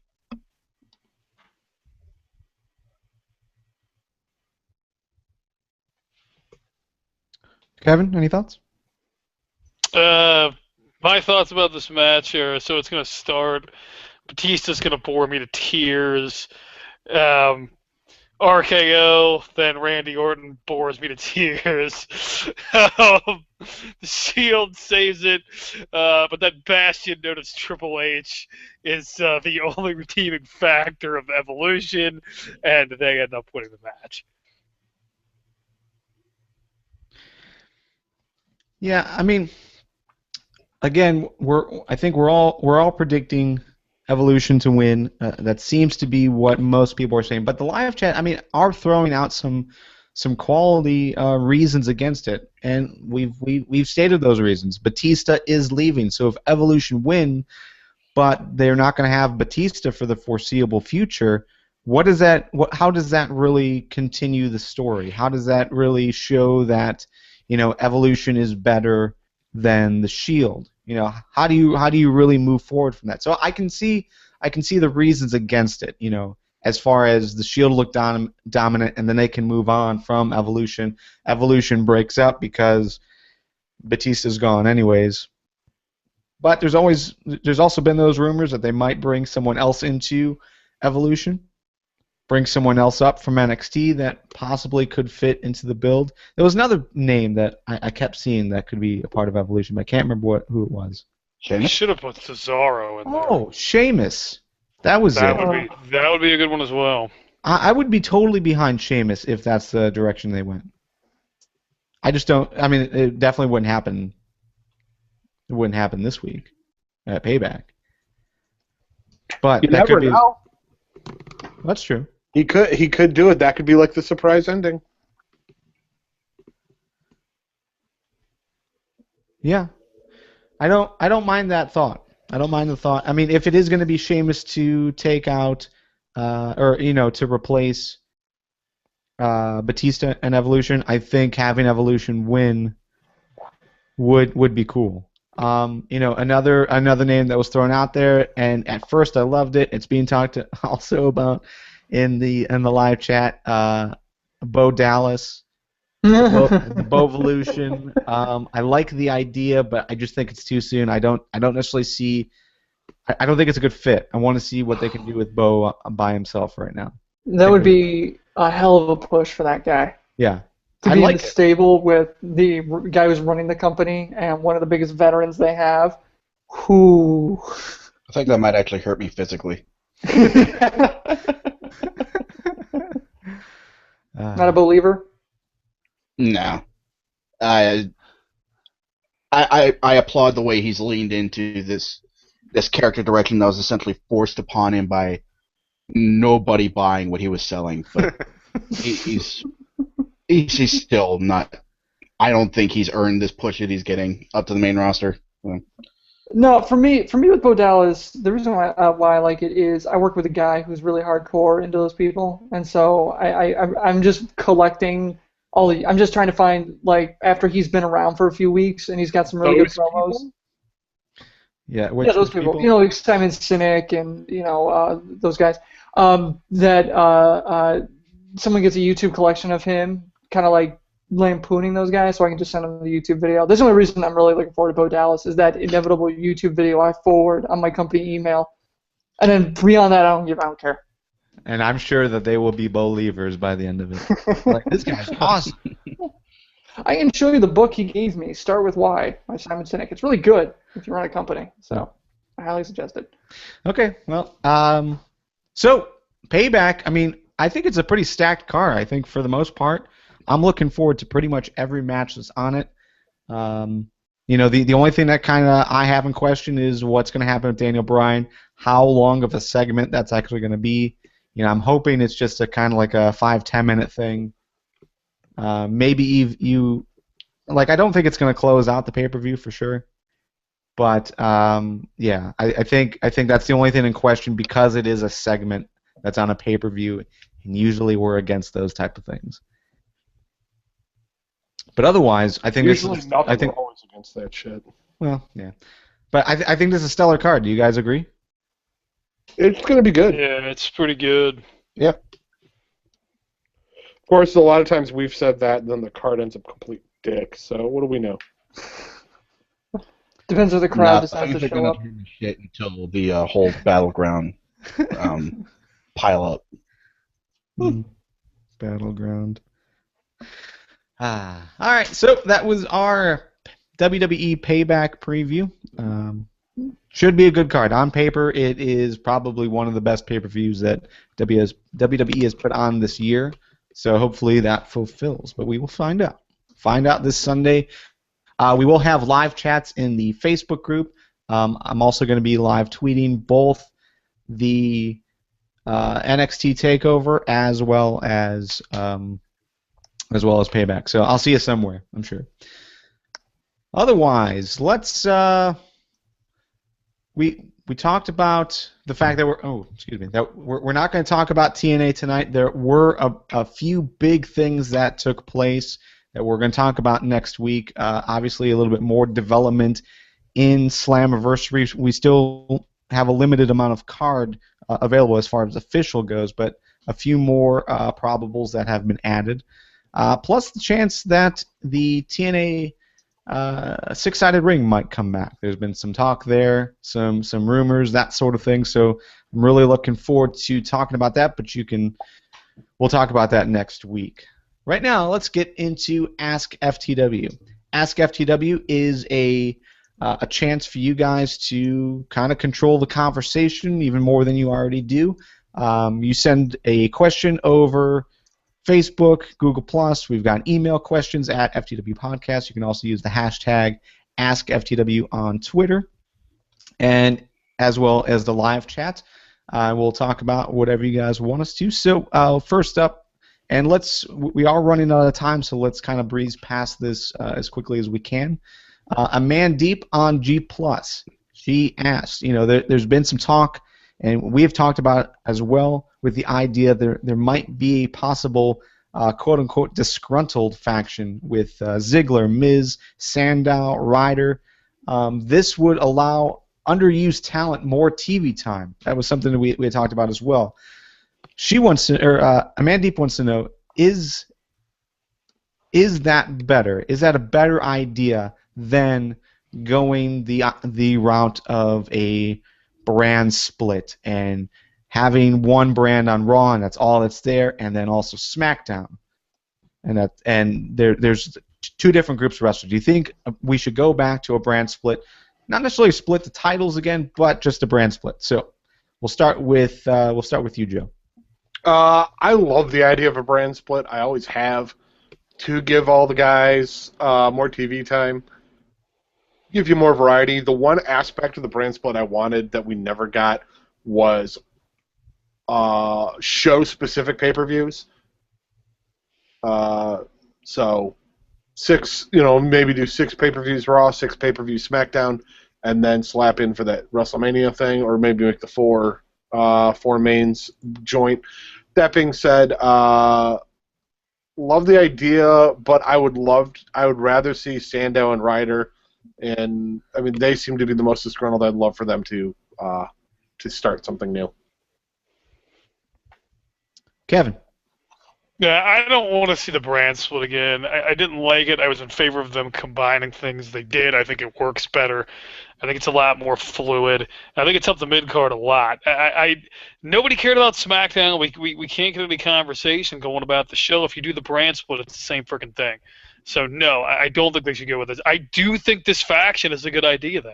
You have a few with the Shield and Evolution. I don't see any reason why you couldn't have something good with these 3 guys. And possibly a couple others. I think it would be a good idea. I'm not really sure a brand split would be better than a disgruntled workers faction. I did watch SmackDown as a kid whenever I did have occasion to watch wrestling, which wasn't often. But while I think I would be a fan of a brand split coming back, I'm really not sure that it would be better. So yeah, I'm gonna say no, just for the sake of discussion. See, I like it. I like the brand split. I like the draft. I like the show versus show. What was that pay-per-view called? Bragging rights. Bragging rights. Thank you. I like bragging rights. I like the gimmick of it. I like the idea that these two sides essentially, and then the big battle royale between the two with the the red shirts versus blue shirts, like it's Star Trek or something. I like it. I liked it a lot. I think they could bring it back. I don't know if it'll really work all that well because it kind of fell to the wayside. So how do you resuscitate that kind of thing and make it seem meaningful? I don't know, because it really hit on something when they brought out SmackDown and then they had the split of WCW and all that. But for me, yeah, I like the idea. If it would give everybody a better chance to get TV time, that is sticky. I don't know about that one because I'm not sure how doing a brand split would actually accomplish that. Because you still got 2 extra hours in SmackDown, and they're still going to do video promos for Raw. So how does that work? But if it does, fantastic. Yeah, I think there's definite opportunities when you do have a brand split. It can push certain people, but at the same time, if I had to pick and choose either a brand split that gives more people an opportunity versus keeping the brand as it is now and just giving these 4 guys an opportunity, I'd rather give these 4 guys an opportunity because they deserve it. And they, well, in my opinion, I would like to see what Ziggler can do. I want to see what Sandow can do. I think Miz as the heel is good. I was really into the idea of Miz and R-Truth versus the World, basically. When the cell was dropped back in the day. So I think there's a lot of opportunities there. Zack Ryder, whatever, but Sandow and Ziggler for sure. So yeah, if I had to choose, I would go with those 4 versus, opening it up to potentially other people that may or may not ever really get the opportunity that we think they should get anyways. So, all right, real quick, Lou in the live chat, this week on Raw, I'm sorry, Lou wanted us to talk about the whole GM situation. So, this week on Raw, Brad Maddox was fired as general manager. Currently, WWE.com has a poll, and I want to say as late as about an hour before we went live, Hulk Hogan was in the lead still, almost 50% of the vote. Tens of thousands of people have voted. So whatever. That's that's neither here or there. But if you had to choose, who would you want to see as general manager? Joe. Mike Adamle. I swear to God, Mike Adamle. I like Mike Adamle. I loved Mike Adamle. Go. Kevin. I love it. So Gonna let Harrison go. I wanted to bring back Vicky. I always thought Vicky did a good job because you love to hate Vicky in any capacity. And as the GM, it totally worked. Plus, then she starts kissing the authorities' ass, and they didn't care and weren't interested in any of that for whatever reason, even though that's exactly what they want. So I wanted to bring back Vicky. I realize she's got time off and she deserves it and all that, and great. But if you want my opinion, bring her back. I thought she was great, and I thought the role fit her very, very well. Nick. Mick Foley. He definitely fits. Yeah, I'm not even going to explain it. I'm just going to leave it out there. Mick Foley. White Harrison. I have a reason. That is, the Authority needs to have somebody that they can get behind, that the crowd can really hate. Kevin, you're absolutely right. Everybody would love to hate Vicky, but I think she would get a major pop when she came back. You know who would not get a huge pop? John Laurinaitis. If they brought People Power back, oh my God, the Authority would have. I'd totally pop. Harrison, I'm not sure if that's in the best interest of business. We gotta do what's best for business, and what's best for business is People Power. You tell me Stephanie McMahon coming out on Raw saying, you know what's best for business? People Power, and then that sorry-ass scooter with that logo comes out. You just got out of water rolling on down the ring, like you got a hillbilly. Oh, it would just be epic. It would be the best thing ever. But Yeah, it's gonna be. support this movie whole unless they brought back the scooter. Yeah, I could see that happening, or Mike Adamle coming out and just going, "Where's Jeff Harvey?" Just Mike Adamle, so they can have somebody who's just terrible at his job. That was the best part, is he was so bad he was awesome. I mean, the Adamle originals, come on. Man. Garf? Hold on. John Laurinaitis' theme song was amazing, though. So I would totally pop for them. Yeah, I loved it. I know Lee raves about the People Power era, so yeah, I would be totally for that. Live chat is throwing out names like CM Punk, Titus O'Neil. Who said CM Punk? CM Punk, really? What delusional moron? Yeah. CM Punk's going to come back as the GM because that makes sense. Who's huffing paint in the chat room is what I want to know right now. No, Wait, I want to know why Rock we're all Hard talking like about a why Punk is a bad idea, but we don't talk about Titus O'Neil. Like, where does that come from? He's good on the mic. He is good on the mic, but so is Punk. Yeah, I don't know. No.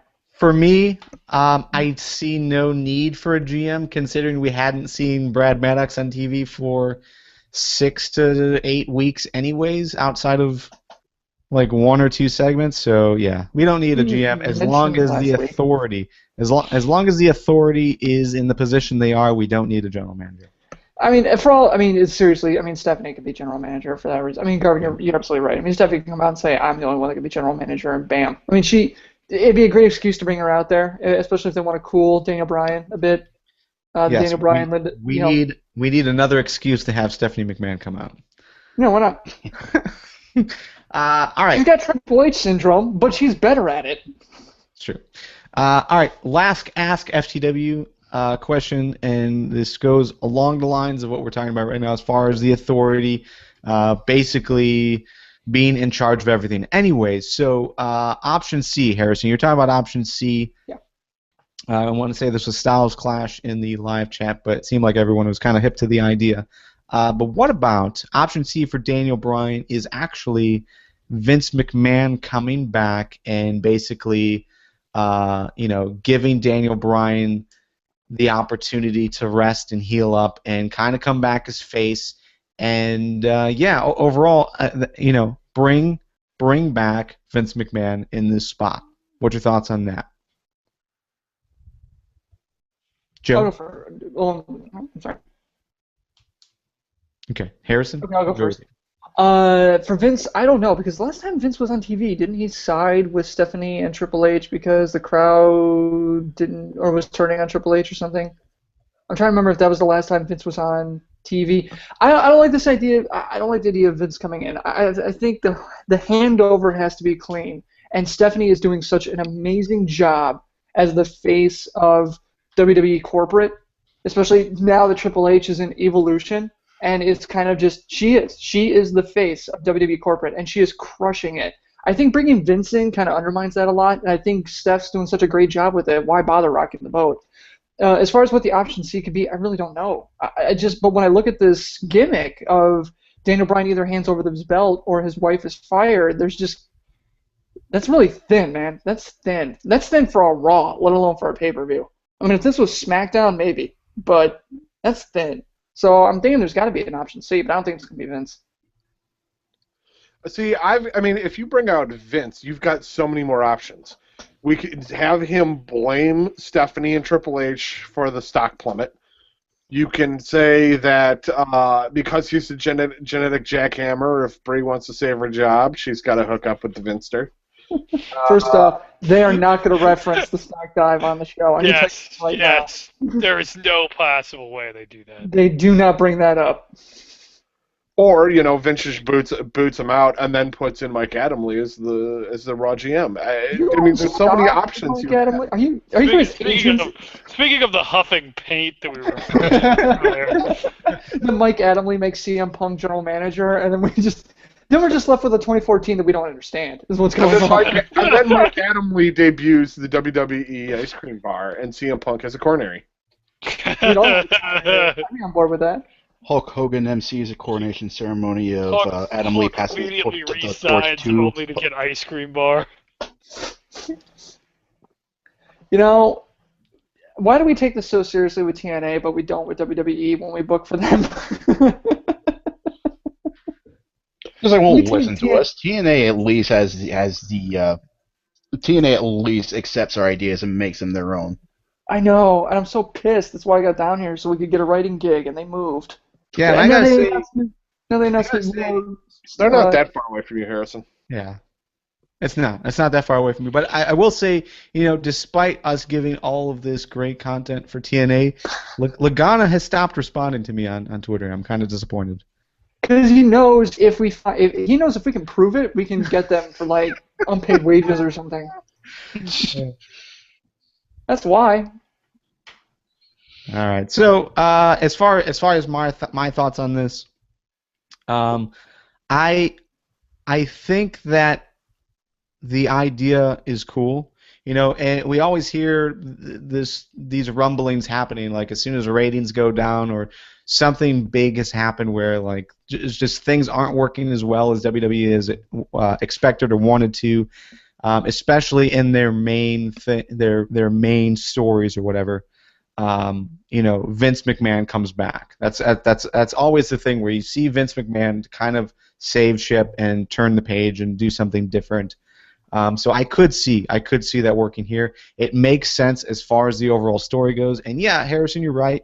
Vince did side against Daniel Bryan before, but again, Daniel Bryan has proved otherwise. He has proved himself to all of us that he can handle that high pressure thing.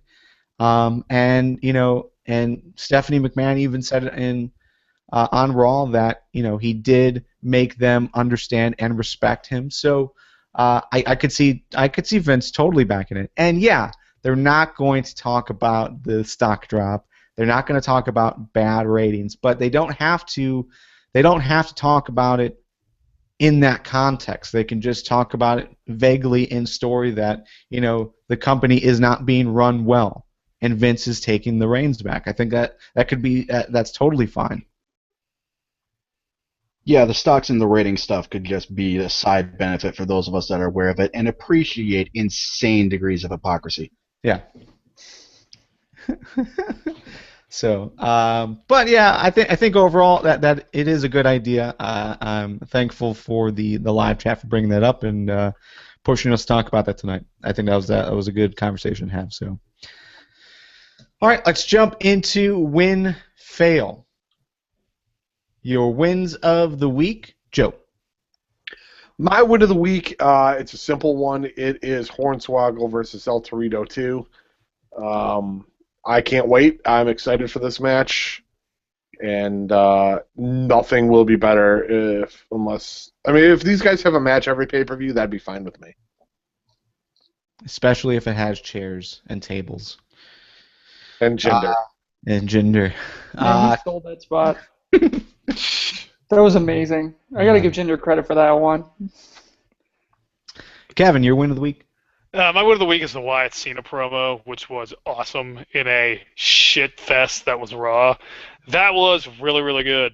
The whole thing with pulling Lawler up there was great. I thought JBL getting involved was really, really good. You know, he even kind of referenced the heart attack. I thought it was just a fantastic promo across the board, and they've done a great job building the match, and not that I'm remotely surprised there. And it's really looking forward to us seeing it at the pay-per-view. Nick. My win is somebody shut JBL up and knocked him out. I mean, Bray Wyatt must be God because I've been praying for somebody to do that for ages.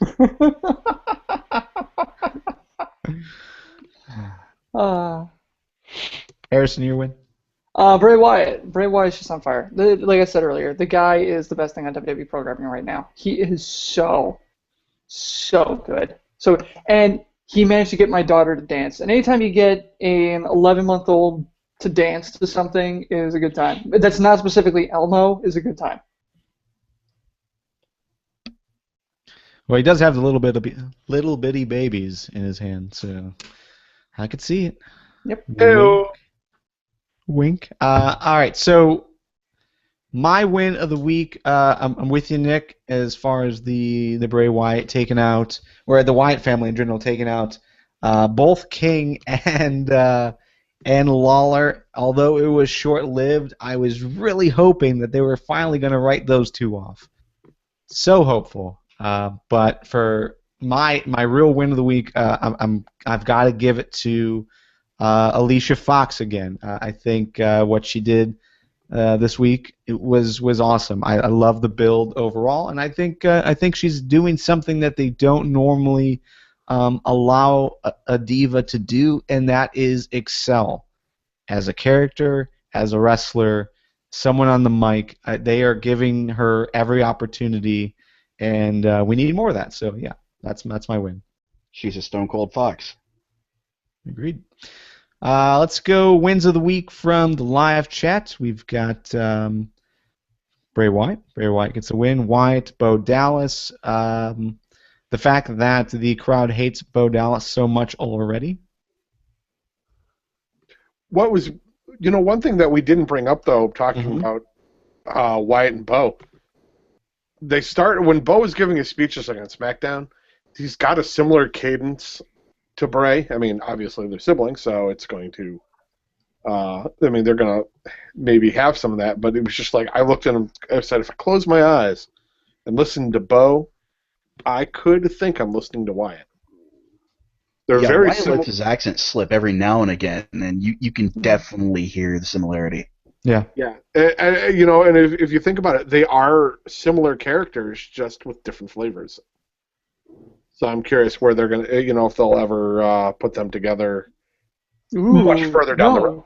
Keep them apart. I like the idea of Bo Dallas having his, but how do you make? Man, I don't know. I just don't think Bo Dallas has the same charisma as Bray does. But yeah, I like to think of Joe. Give it time. No, all right. Yeah, I mean, yeah, that's fair. Yeah, I would say. Come on. I'm with you guys. There's a lot of similarities there. Obviously, I mean there has to be, but as far as characters go, yeah, they seem to be going on a similar path for sure. Definitely different directions, but they're going for the same type of goal, which is pretty cool. Another quick win from the live chat, which I totally agree with. Brian's promo. I think his promo against Stephanie was really good. So, digging where that's going, and I really hope we are correct and he doesn't drop it. So that will continue. All right, fails of the week. Joe, your fail of the week. My fail of the week is right here, and it is the TNA Jeff Hardy fitness app from TNA. Yeah. You too can smoke a bunch of weed and get the munchies and sit on your ass. I don't understand why Jeff Hardy is the one with the fitness app. Wouldn't you try and get someone like Kurt Angle to do it instead? Jeff Hardy, really?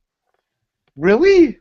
Jeff Hardy Well, you with have to double remember. stuff right alongside him Yeah. somewhere. He's a spot monkey. Monkeys that fit. It makes sense. But yeah, but you have to remember the context, and And it's not actually Jeff Hardy in the thing. It's an animated Yeah. Jeff Hardy. It's CG. Okay, he looks like a terrible character out of like Grand Theft Auto. This is abysmal. Why did I download this? I don't know. Computer That animation it was released. I want to say it was released 2 years ago, right, Nick? I want to say it was released a while ago. And that was when Jeff Hardy was like the top face of the company. So at the time, it sort of made sense, I guess. But Hey, Joe. Yeah. I had to watch a China porn not once but twice, so calm the hell down. You bullshit. You never even watch those. yeah, I Are we saying Joe has to review the app? yeah. I think we're saying Joe has to review the app. Joe, All right. you have to go a week through using that app every day. Challenge accepted. Godspeed, Brady. All right, fail of the week, Kevin.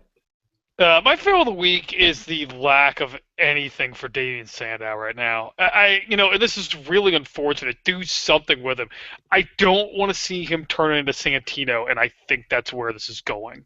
And that's nothing against Santino, but Sandow is way too talented to have that happen to him. Coming out as Davy Crockett, what the hell? Figure something out for the guy, because this sucks right now, and I don't want to see him. I don't want to see that happen to him. I mean, I don't think this is any sort of burial because they're keeping him on TV.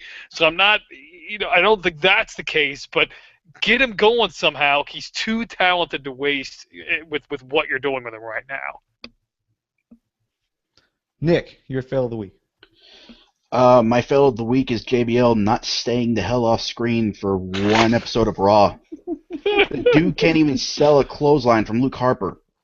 That's bullshit. I do want to say, though, he was resuscitated by the paramedics' frantic chest wiggling that he was doing to him at one point, like he was trying to tickle him. I'm not a paramedic, but I'm willing to bet when you see somebody who's possibly concussed laying on the floor, you don't shake the shit out of them to try and see if you can fix them. Might as well.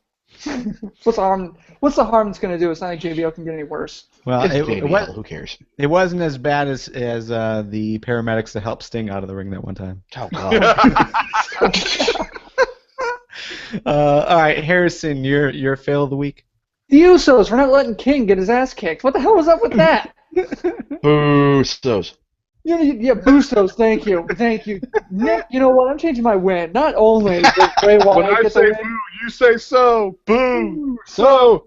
Boo. yeah, but I was so happy. I mean, like Bray is on a tear. He's got a hold of King. I'm like, I'm at half-mast watching this, really, because I'm like, oh, this is the best thing ever.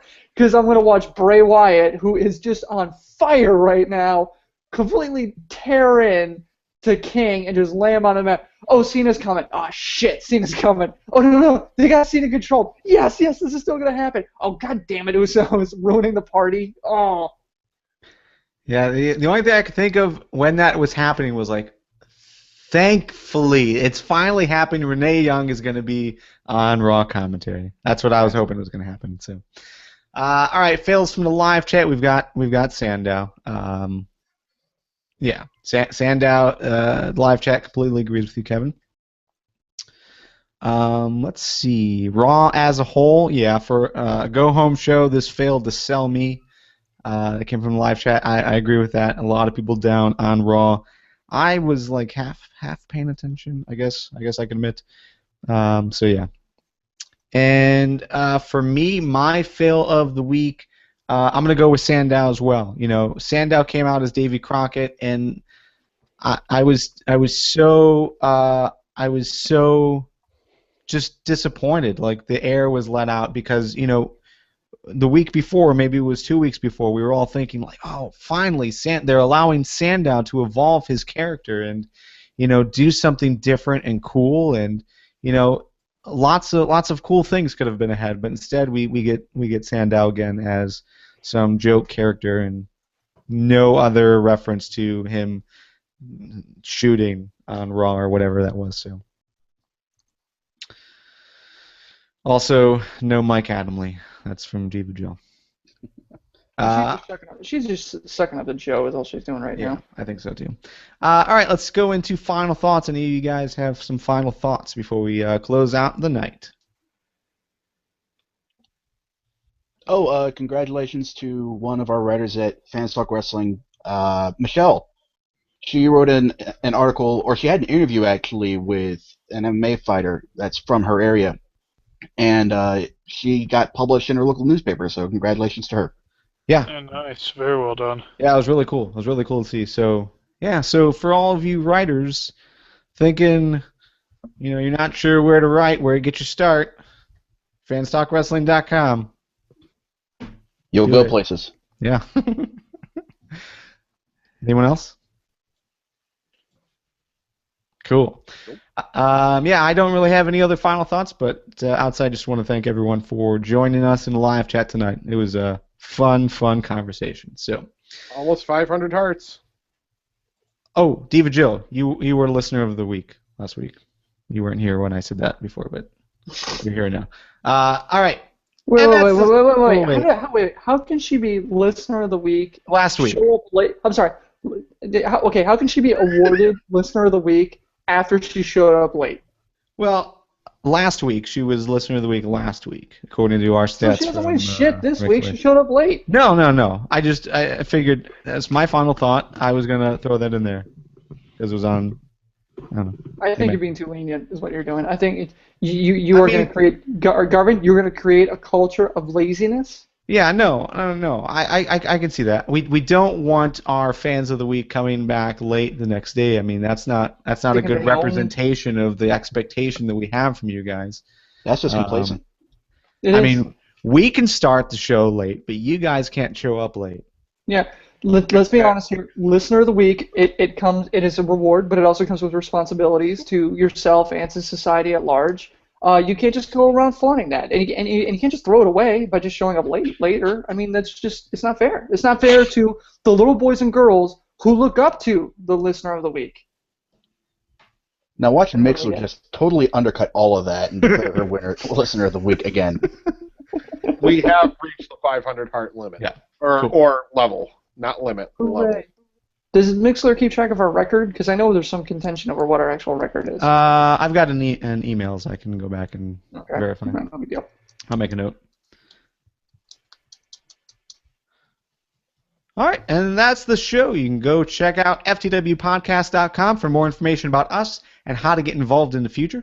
We'd love the chance to read and respond to your feedback, and so that's why we bring your questions onto the show. For even more WWE and TNA and NXT discussions with the rest of the FTW community, you can check out fanstalkwrestling.com. We record every episode of FTW on Tuesdays at 8 p.m. Eastern on FTWlive.com. For myself, Joe, Nick, Harrison, everyone in the live chat, we will see you next Tuesday. Good evening. Peace! Later.